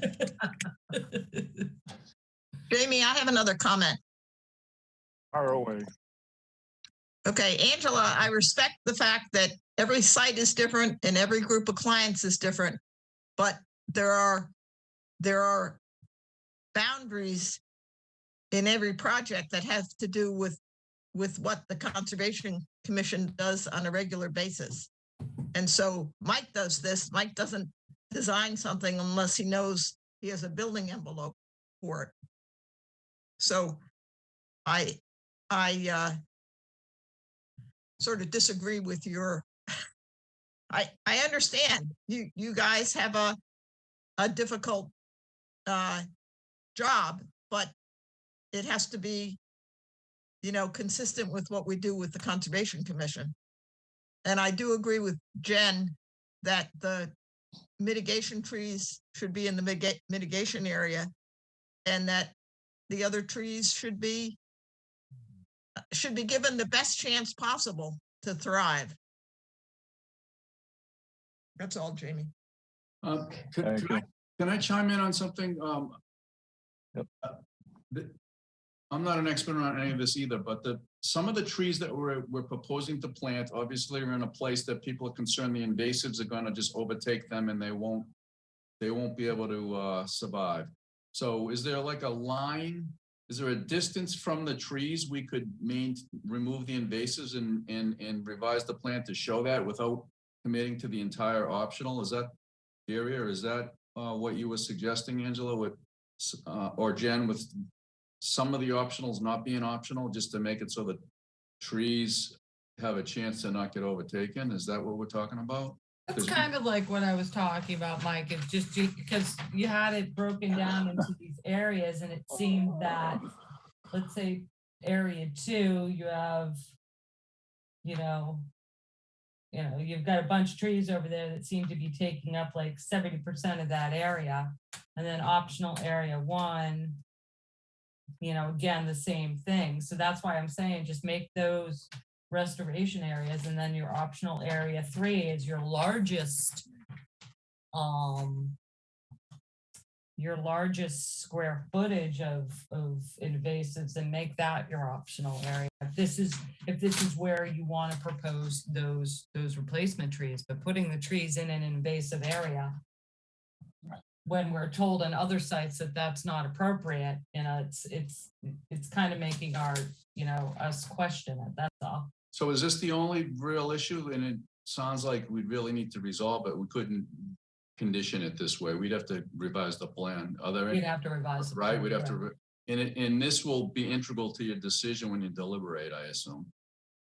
So we need to come up with maybe there's a compromise where we remove, modify the quote unquote optional areas around where we want to plant these trees and make them restoration area, and then just maintain those as restoration and keep the invasives out, but not the entire optional area. Correct. So Yeah, I think Mike is proposing to maybe break apart right.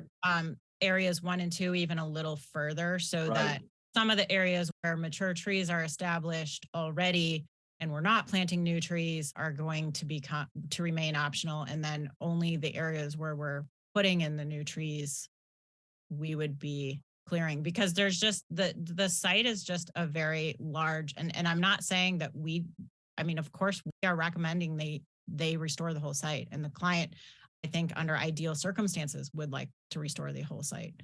No, I understand it's a big job, but when you're like I said, our concern isn't that you're not doing, the whole restoration thing. It's when you're proposing something that's mandatory in these infested areas. So that's what I'm saying, Angela, is just somehow make 1 and 2 restoration areas, and then we'll be, you know, from a staff point of view, we'll have a different comfort level that these trees are actually going to survive. Okay. So it sounds like we can figure that out and continue it just for 2 weeks and just work that out with you and make sure the client's okay with it and just modify those areas a little bit. Yeah, I think that would be fine. I think that would totally address my concern and Alyssa's concern. Okay. Is there anything else we need to deal with besides that? Because I'd request a continuance if that's the case. We're looking for caliper inch. I think that was someone's concern. For the new trees. Yeah. Okay. We To can clarify find that. out on the plan for that. And Angela and Mike, I would definitely, before you submit this, let's do a Zoom call to see, just Oh, yeah. so we know Okay. that we're comfortable with it. Sure, we're not gonna just do that without Yeah. going over with you, whether it's Zoom or just in your office. That's But fine. is a 2-week continuance appropriate for you, Angela, to get that done? Let me check real quick. Oh, I think I shut it down. It would I have to think be it, I 3 mean, I was weeks. gonna try to not put anything else on March 1st, but in this case, this should be, if we can meet beforehand. This is the only concern I think that the staff really has, besides the ramp, Mike. But that's something I think that it could go very quickly on the 1st. So that's more like a month. It's not 2 weeks. We don't meet on the 22nd, Angela. You don't? We meet, no. So the Okay. plan Oh would yeah, have to I be- forgot that the 15th is 1 week from now, not 2 weeks. So I got you. So March 1st. So I Correct. request a continuance to March 1st. Thank you. All right, anything else? All right. I'd entertain a motion. I'll make a Make motion. that we continue this until March 1st.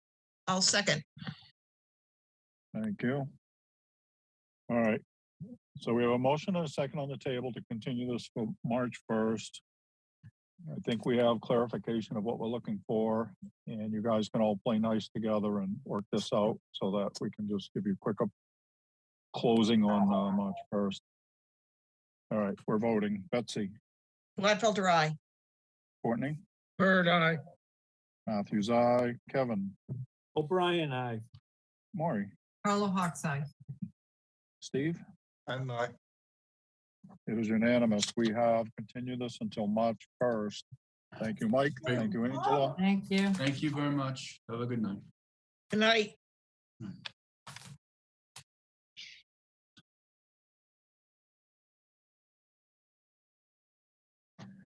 Next up, Jerry Brown, President, Point Shores Association, Inc., 0 Pinecrest Beach Drive, Falmouth, Mass., for permission to conduct beach nourishment. Jen? Yes, Mr. Chairman, I'm bringing Tom Bunker back. And for the record, Courtney is not on this quorum.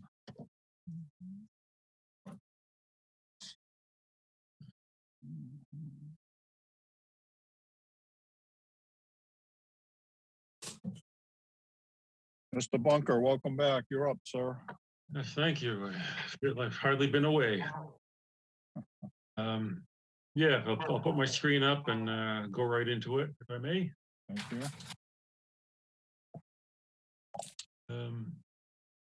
So I have our plan. I'll show you a couple of pictures. This is a plan we were here a month ago or so. Basically, as advertised for beach nourishment in this location. Staff noticed a boat storage area to the west of just off to the left-hand side of this plan. And so now we've added an inset here showing boats and boat storage area and all. I'll show you a couple of pictures.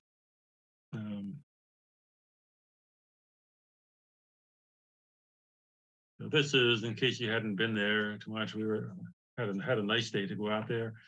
You see the boat storage area, that there's a fence type structure here and along. This picture is actually looking back toward the beach behind these pine trees. That's the area we were talking about where the beach nourishment would be, the sand, well, down on the beach area here. That's where the sand would be spread.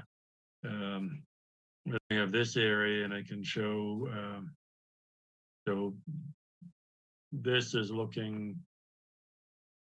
the opposite direction from the other picture. So this boat storage area you can see is this is you see stairs in the background. This is the Pinecrest Beach Drive parking lot, and well, there's not a parking lot there, but this is the Pinecrest Beach Drive here, and some stairs coming down to the beach. So this part it did have sand put on it 20 years ago, and this was not part of the request this year. But you can see how here the people access the boat area from that side, and you can see some sprouting willow and oak trees in this location. And this is again looking back, some of the trees and the path that was cut up through here, I suppose presumably when the water was higher, when people couldn't get in there. But this lawn area, I'll show you on the plan, but this path connects to the lawn area that's part of the association activity area on that side. Let's see what else I have. This is the lawn area he's talking about. Existing stairs. There are some questions about these steps. We've shown them on the plan, and these other steps. I frankly couldn't tell which part might have been added to it. I think Alyssa had that question on here.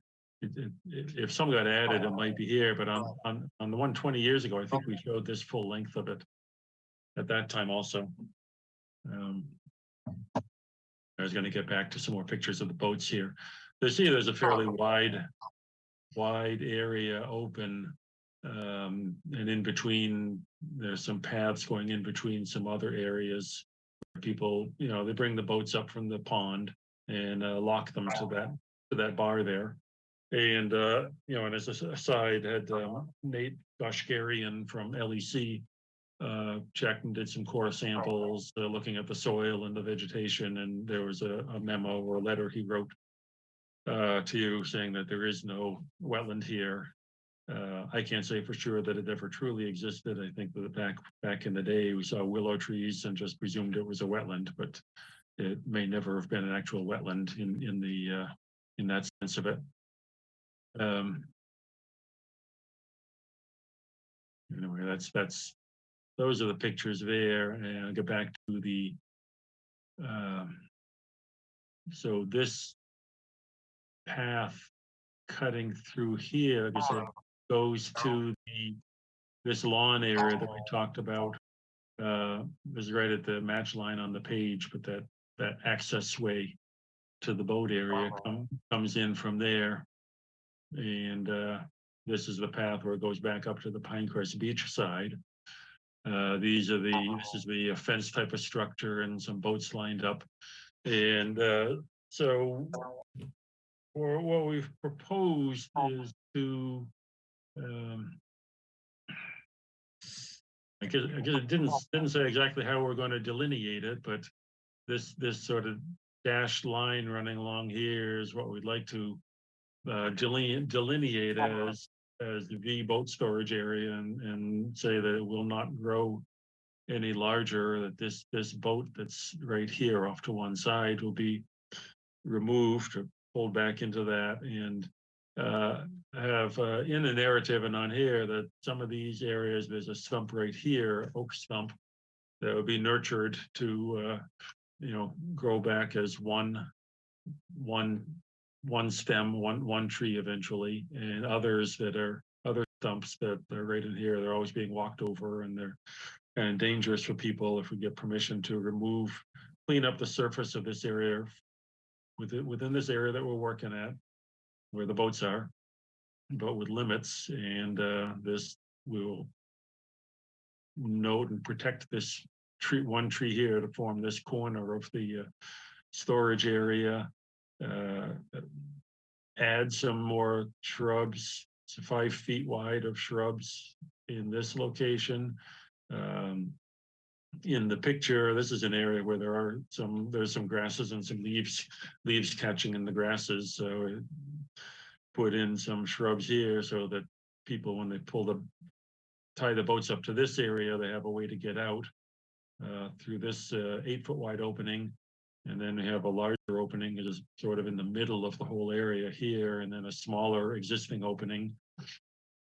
And again, I've highlighted or demarcated with the heavier dash lines the areas that will be allowed to grow back, particularly along the edges, and everything inside of these will grow back in this entire area here. So they'll end up with a path here, a contained boat storage area in this location with some defined openings here, and by closing off a little bit here, and staff rightly questioned, would they just be walked over? We'll put some like 4x4, 2x4 some posts and fence around it to give them the opportunity to get established and grow there. And you have to leave that there so that they won't be further knocked down. But anyway, this is what we're hoping, that we can keep the boats there, keep the paths from each end, and do some planting, a couple shrubs in here to beef this up, a couple here, a few here, to close it off a little bit and get some and just define it this way and let everything else grow back as it wants to outside of the defined area. So I'll stop this and take any questions. Thanks, Tom. Jen?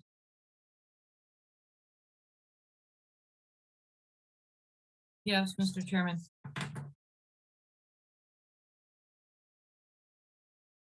Tom, Yes. we can't support your proposal. Okay. Only because yes, it's not a wetland. Okay, so you got LEC out there. Okay, fine. But it is cleared buffer. They did clear the buffer area to land underwater bodies, and over here,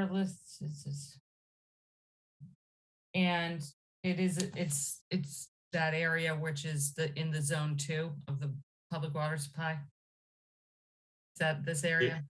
Yeah. Yes. So it usually has a buffer of 100 feet, no disturbance in this area.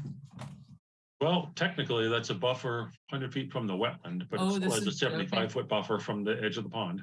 So we have a 75-foot buffer that they cleared to put boats there, and we can't support that with the restoration of 11 shrubs. But that's how the staff feels. I'm sure the commission has their own comments on that. That's where I am, Mr. Chairman.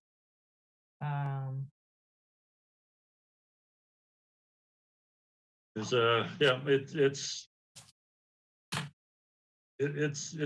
an association with a lot of people, and there is a lot of demand, and I know that's we have the other areas, but they have boats, and we need someplace to tie them up. I understand, Tom. Unfortunately, they cleared a buffer area, so staff has to remain consistent as we are. So nothing personal. No, of course not. It's just that we would like to see that area restored. That's all I have, Mr. Chairman. All right. Ms. Bergeron? Thank you. Just my other note, Tom, as we noticed on site, there is some unpermitted vista pruning that, given the northern property line you show on the plan, Oh, yeah. is partially located on this property, partially on another. I think that can be addressed outside of this, as it may need to be a conversation with a couple different parties. But we can return to that. Yeah. Thank you. All right. Maury, You're muted. Maury, you're muted. Sorry. No comments at this time. Okay. Steve?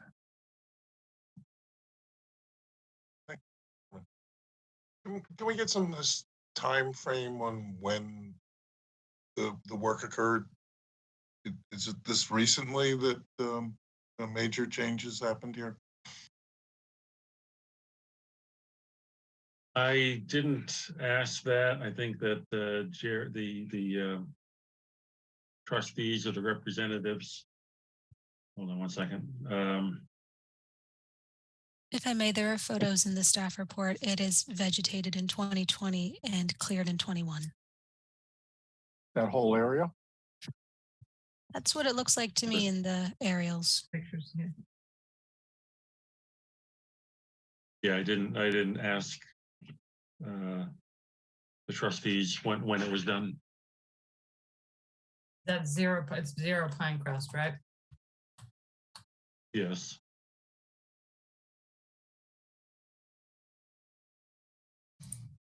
All right, thank you, Mr. Chairman. I don't have any other questions. All right. Betsy?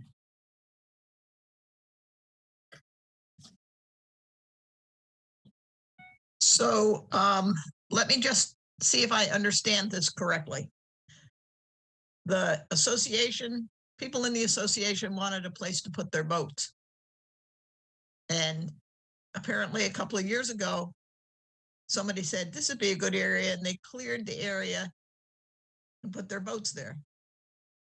Is that, do I have that correct? And nobody thought to go to the Conservation Commission? I think that's probably correct. That it's kind of suspicious if you're right next to a water body, it's probably under conservation jurisdiction.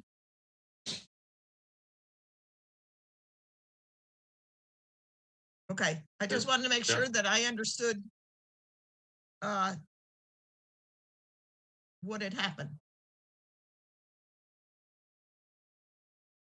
Yeah, Nothing further. That sounds about right. I think that's, I don't know of any nuance to it or anything, but that's probably the broad brush of it, yeah. That it was cleared by probably a lot of individual homeowners went and, started cutting out a little place for their boat, and it probably grew. I don't know if it happened in last 2 years or more, but it was not officially sanctioned by the association, nor was it permitted by you. Okay, thanks, Tom. Thanks, Jamie. Okay. So this was a beach that probably evolved over the years, and then, but the boat storage came into play just recently. It's a variation of what Betsy just asked, but. Okay. Yeah, the beach on both sides has been around the two association beaches, and obviously it's all part of the same piece of land, but the beaches, I mean, they were there. We did this beach nourishment 20 some years ago on the two side beaches, and 20 whatever years ago, I don't think that was there, and I think the aerial photos would support that. Mr. Chairman, we need a don't place have to any. store.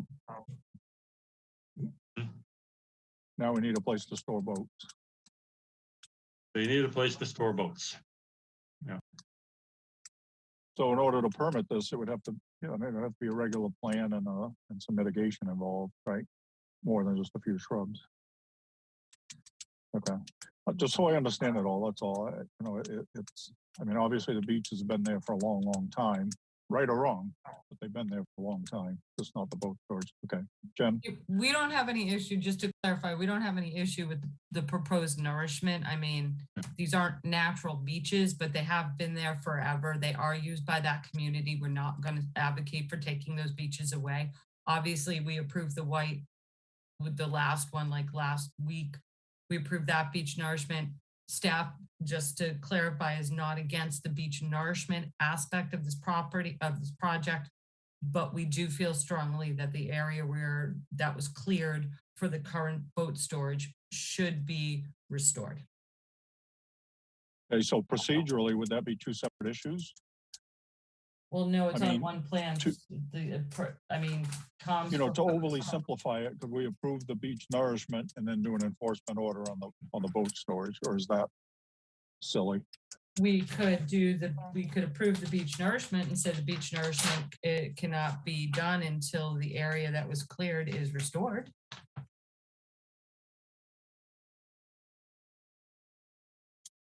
If you're gonna go that route, I would. I'm just throwing things out there because it, you know, I mean, it is kind of two separate issues. That are. I think you have more teeth, Mr. Chairman, if the board requires the area to be restored before the beach nourishment takes place. So again, I'm just thinking out loud, procedurally, would it be better, Tom, if you withdrew this application and came back with a restoration plan for the boat storage with the beach nourishment? I'm just asking a question. Jen shaking her head. No, I think, Mr. Chairman, procedurally, I mean, Tom obviously has to go back. I mean, should be continued, so we show this restored area. And then Tom needs to go back and see how his clients feel. No, I understand. I'm just throwing out a process. Yeah. I guess I'd like to see, I'd like to see if that's the feeling of the entire board here, that's the route that's going to be required. Okay, let's finish with comments then, and then we'll circle back. All right. Mr. O'Brien. Mr. O'Brien would be surprised if the board wasn't unanimous in supporting this position.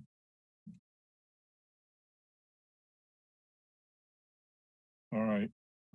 All right, just so we cover all bases, Jen, is there anything in the public chat function, please? Nothing in the public chat, Mr. Chairman. Okay. All right. So, I don't know, what are you thinking, Tom? Well, there's one thing I'd like to say that if this was the feeling of the board or staff 2 or 3 weeks ago, it would have been nice to know that. Because I'm sure No, Tom, you're not going to sit there and put this on me or the staff. We made our position clear. The area was cleared. It should be restored. That's been the position of the staff since day one. I don't think we got that message. I said it on site with you and the representatives. Made it clear. That it had to be restored? That was the staff's position. Okay, well, it might have been at one time. It wasn't made clear. I felt that we were going down a path where maybe this could be approved in some way. But, and I think if it was clear to the owners, to the association, they probably, anyway, if we should have a continuance to talk with the association, and then see how we should handle it from here on.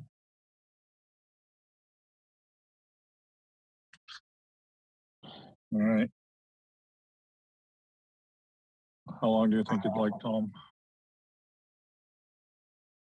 I guess that depends. Yeah. Staff comments dated December 6th, 2022. the last statement or the last sentence.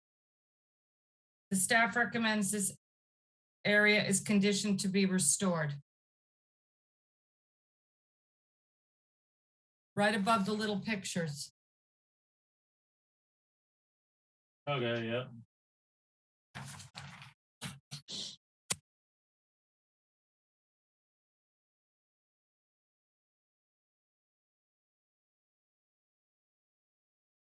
Okay, well, The staff made our position clear from the beginning.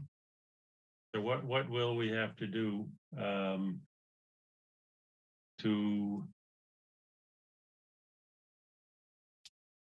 if we continue, what product will you expect if we continue this? I mean, by the time to continue, if we have a 2-week or 3-week continuance, you expect a planting plan or? Yeah, I mean, a planting plan with the little restored area. I mean, it's not a very big area, Tom. No, I mean, if you've got LEC on board, I'm sure they could whip together an appropriate planting plan, you know, for you. And then, I mean, you already have your beach nourishment area done. It's just that little area. right, Where are the boats going? I don't know. People's driveways? Well, I mean, we can't just move the problem 50 feet away, so some form of a method, a plan of action has to be in place to where these boats are gonna go, Mm-hmm. right? I mean,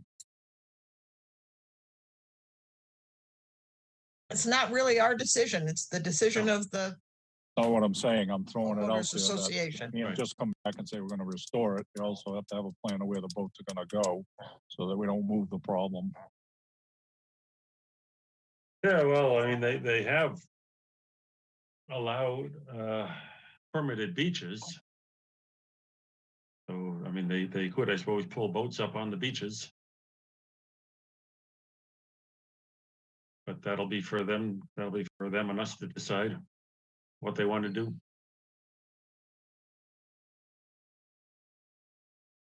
All right. Jen, what do we have for dates available? This one, Tom, I'm sorry to say, is gonna have to be March 8th, if that's that second week in March. Yeah, I didn't want it quicker than that. Okay, March 8th. Yeah.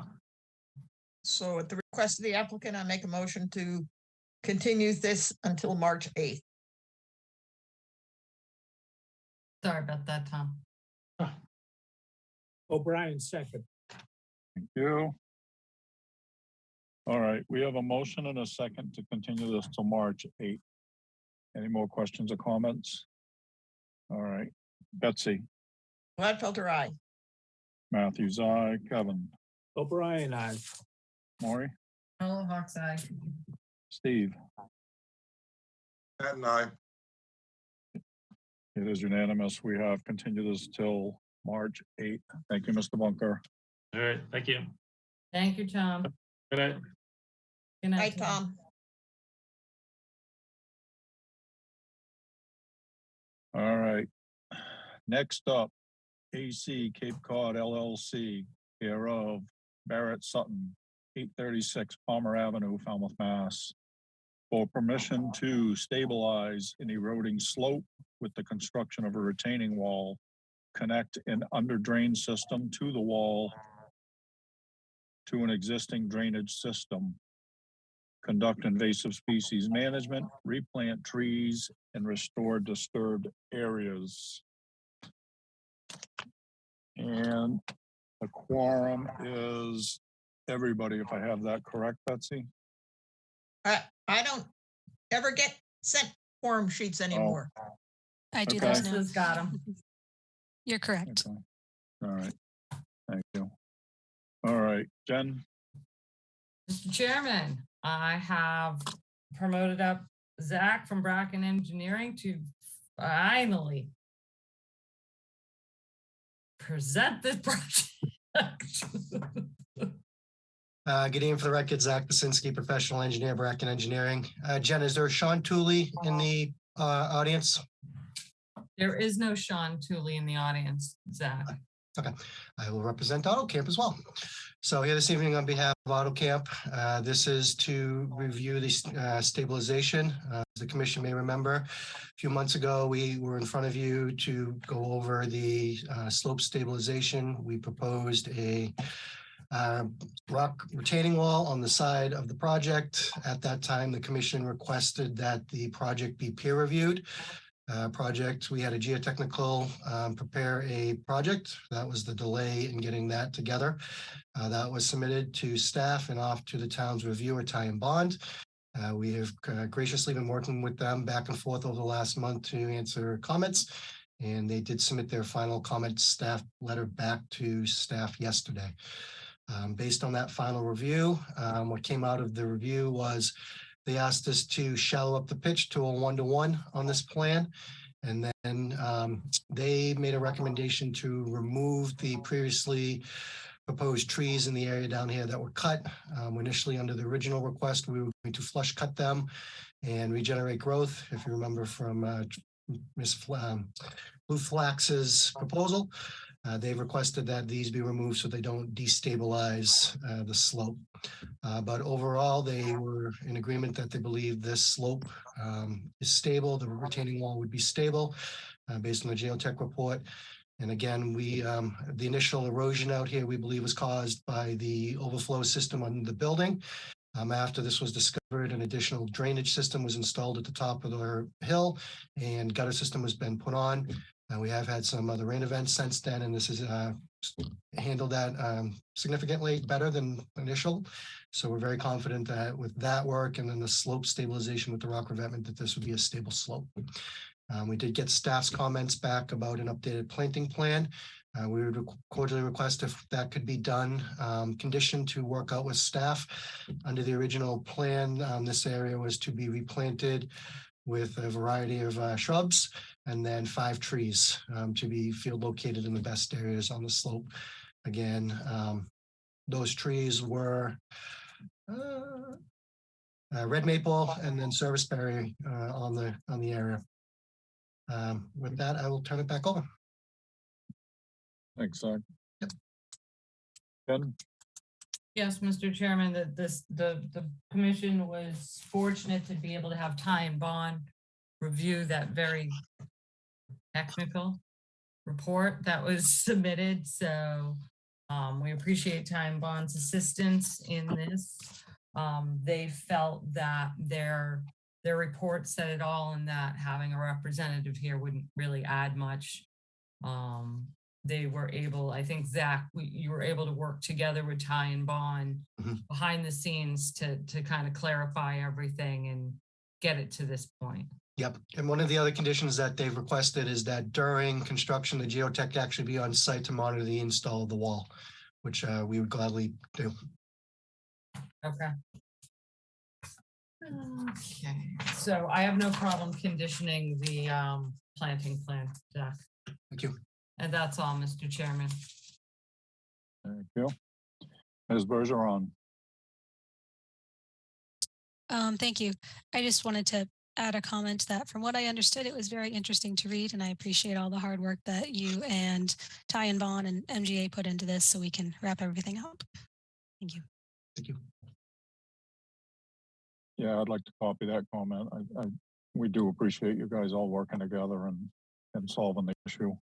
So thank you for that. Tell everybody involved, please. All right, Commissioner comments. Steve, we're going to start with you. Thank you. Again, people understood the issue, came together and worked on it way better than I understand it. The final 1-to-1, I think, put it over the top, and it's all together. Leave those roots in there and let it all take care of itself. All right. Betsy. The last thing you said, Steve, I think they want to take the roots out. Otherwise, there'll be a void if they disintegrate. So my only comment would be, Jen, with the planting plan, if it's appropriate to add 3 trees for where those roots get taken out. Got it. All right. Courtney? I have nothing to add to what Betsy's comments are. All right. Kevin? No comments other than I used to do a lot of work with Ty and Bond, and I just feel bad I didn't get to meet somebody from there. Not that there'd be anybody left alive that I would know. Oh, boy. Maury?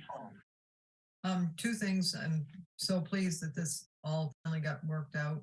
And I think your drainage system that you've improved made a big difference, because I go there during every rain event and we've had some really good ones. And it's been very stable, and it's been nice to see that. And with this project finished up, I'm very confident that it'll be successful. Thank you. Thank you. Excellent.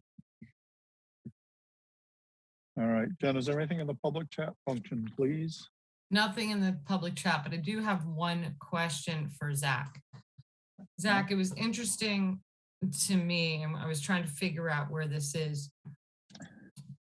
One of the reports cited that it wasn't stormwater runoff that created the issue, but it was some waterfall feature. Mhm. Where is this waterfall feature? What is it? I Well, it's haven't seen it, and I've crawled all over that site. Well, you have to be there at the appropriate time, and then hopefully it never will happen again. It was on the side of the building here with the windows. So when you were inside the building and it rained because of how the plumbing on the roof happened, it looked like a waterfall on the outside of the building, or from the inside on the windows. Oh, So everyone thought it was a built-in feature into the building when it rained.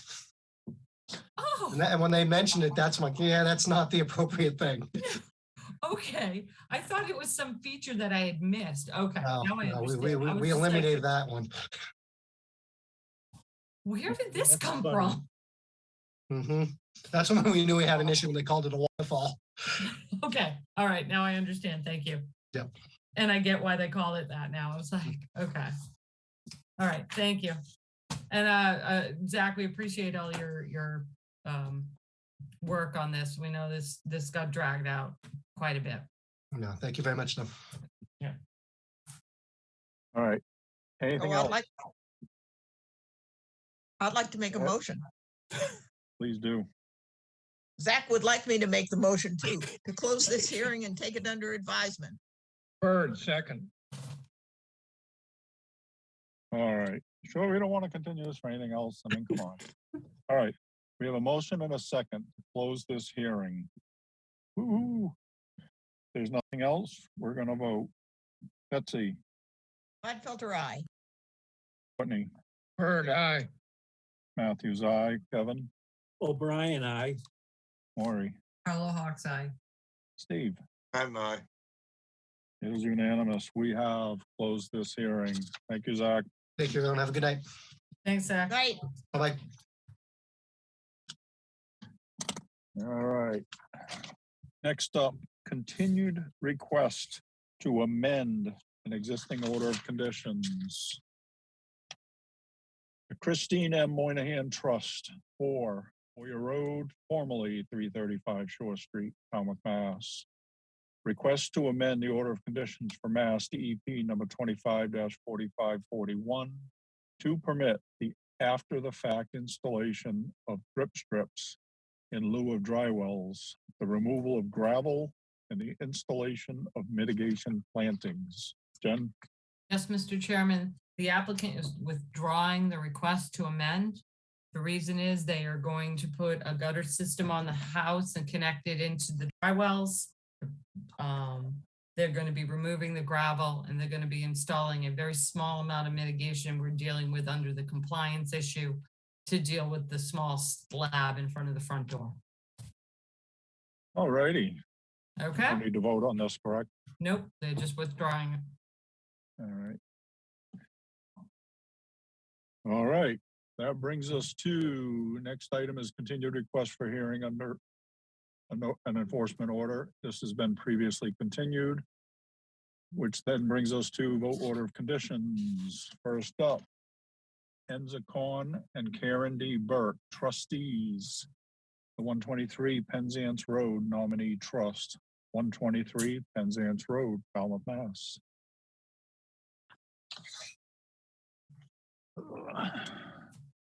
And 1 second, Mr. Chairman, while I pull this plan up. All right, and for the record, Steve, you're not on this forum? Steve, you're not on any of these order conditions. If you'd like to leave, you can, or you can stick around with us.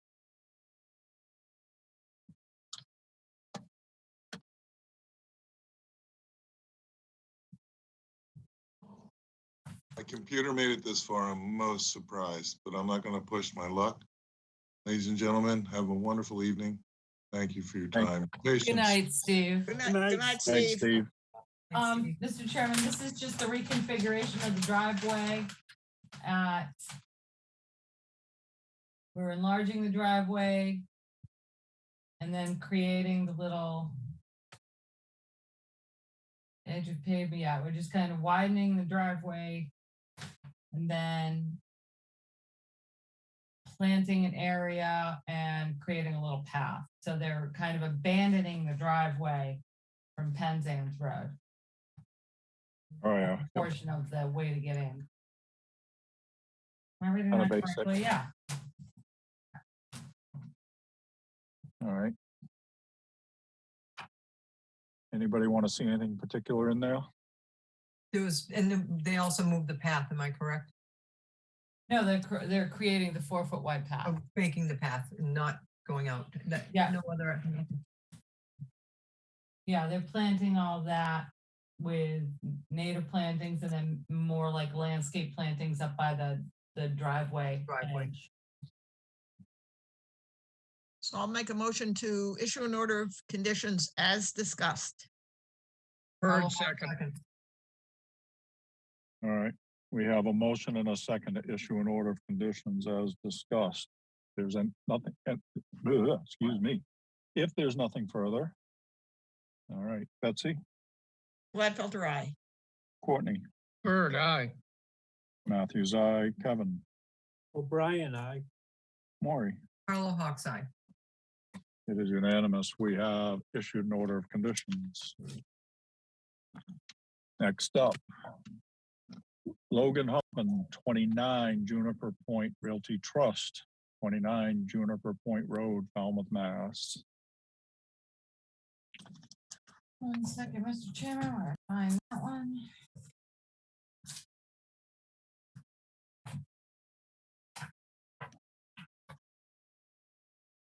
This is the proposed pier reconstruction.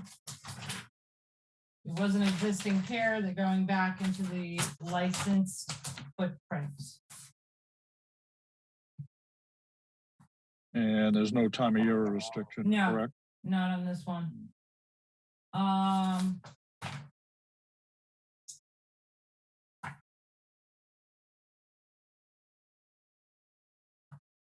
Alyssa, is this the one that had the note from DNR about the Eelgrass or no?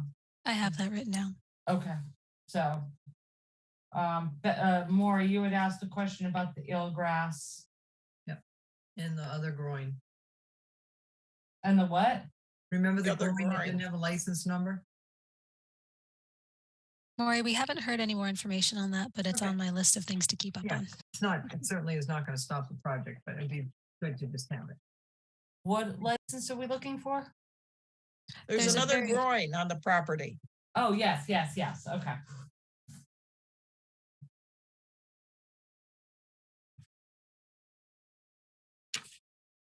I have a note about the work daily, 2 hours before and after low tide. Do I have that right?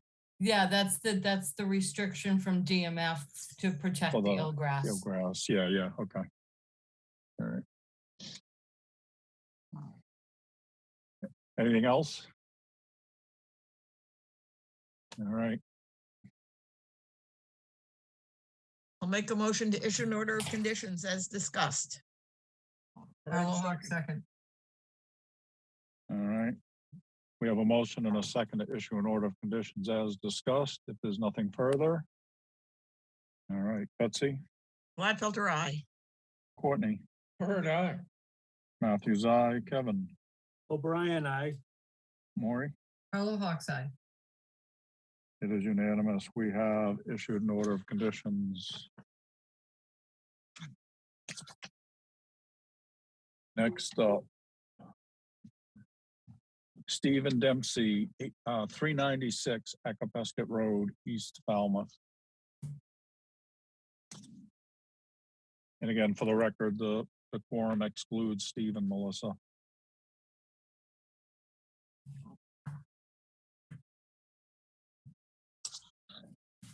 This is the access stairs. Pretty straightforward. Access stairs to Green Pond.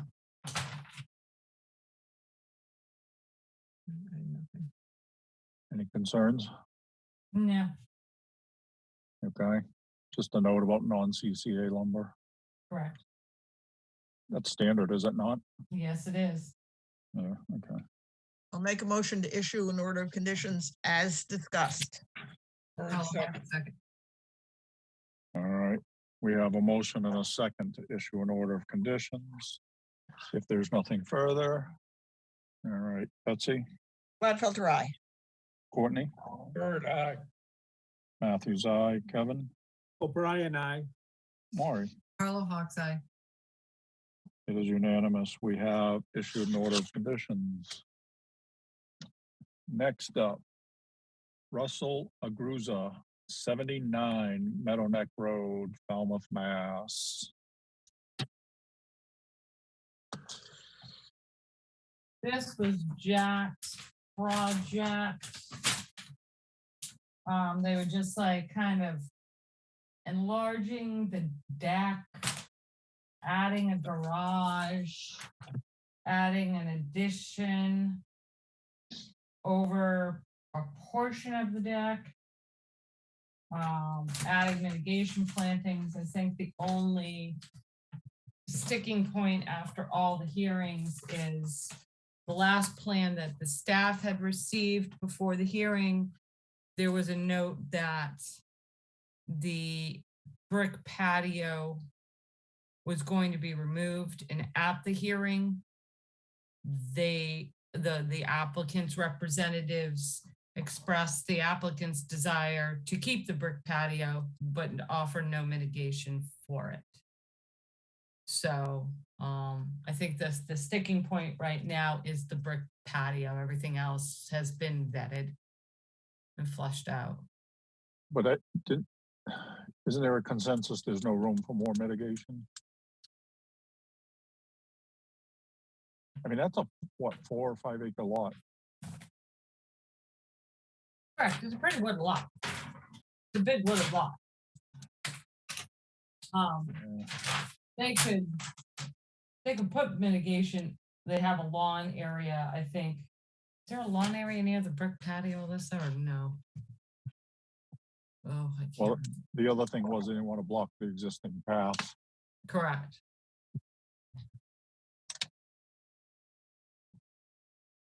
But I mean, there's no way to tell when that brick patio went in. I mean, during compliance, it wasn't noted. There were other discrepancies on the lot and everything that were noted in when compliance was given back in the mid-90s. So we can't really, I would think that it wasn't there because the agent, like I said, did pick up on 3 additional discrepancies between the approved plan and the site when she did compliance at that time. This was not noted. We can't definitively say when this went in. So I know we don't want to risk setting precedent or anything. I'm just going to tell you what my opinion is. I don't have a problem with it. I think it was 4 acres of vegetated land. I mean, they're doing the mitigation required for the additions they want to do, correct? I mean, that stuff is all mapped out. So, I mean, that's my thinking. Courtney? Assuming that we say that they have to remove it Are we saying that that can be lawn? Is that what we're saying? Correct. You know, that's not a burdensome requirement, I don't think, in my view, because one of the reasons for patios is to have a table and a chairs and stuff and sit around and look at the sunset. And you can do that very easily sitting on well-established grass.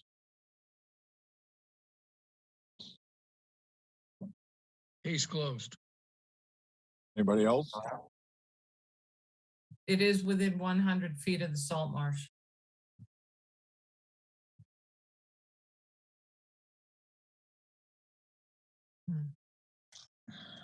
And it's very close to the house, right?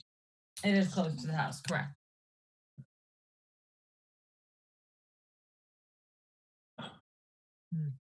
I So do we- understand why you guys are struggling. I do, but you can't set precedent. By I'm allowing it? not struggling with it at all. I mean, I don't think it's that huge a deal, but you're right. Jen, there is a precedent issue. And I honestly, as I said, I don't think if that gets converted to lawn, it can still perform the same function as a patio. It's just lawn instead of impervious surface. Nothing's to prohibit them from putting lawn chairs out there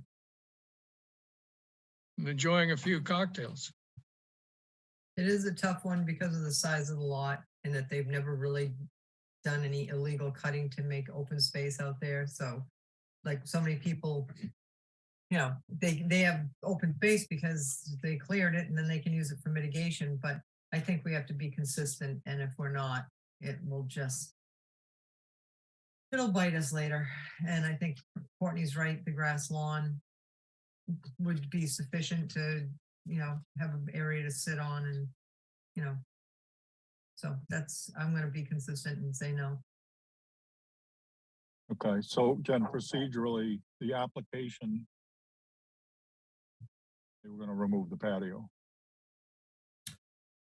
The application, the plan we have was wanted to remove, the plan says patio to be removed. Okay, so in order of conditions, The patio must be removed. we would make that just as a highlight, correct? We'd make that a condition before signing off on the building permit. Even Yeah, though I it mean- was, okay, I'm just. The moving finding on. is there is a patio with no evidence Unpermitted. of that it was permitted. So it has to be removed, okay, So it has Correct, to be. and we'll make the condition of signing off on the building permit from the conservation standpoint contingent on the removal of the patio. That's Got our it. teeth. And that was what, removing the patio was part of their original proposal and their plan anyway. yeah, So we Yeah, should that's- make note of that. Correct.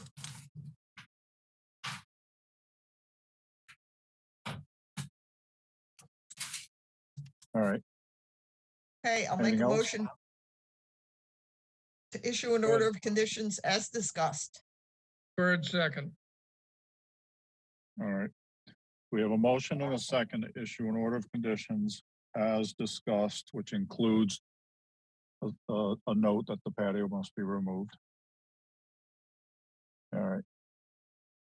Anything else? All right, Betsy, Gladfelter, aye. Courtney, Bird, aye. Matthews, aye, Kevin, O'Brien, I. Maury. Carla Hawks eye. It is unanimous. We have issued an order of conditions. And folks, that is it. I make a motion to adjourn. I'll Carla, I'll second that. Oh, Gladfelter, aye. Bird, aye. Matthews, aye, Kevin, O'Brien, I. Carla Hawks eye. unanimous. We are adjourned. Thank you, everyone. Good night, everyone. Thank you. Night, everybody. See you later.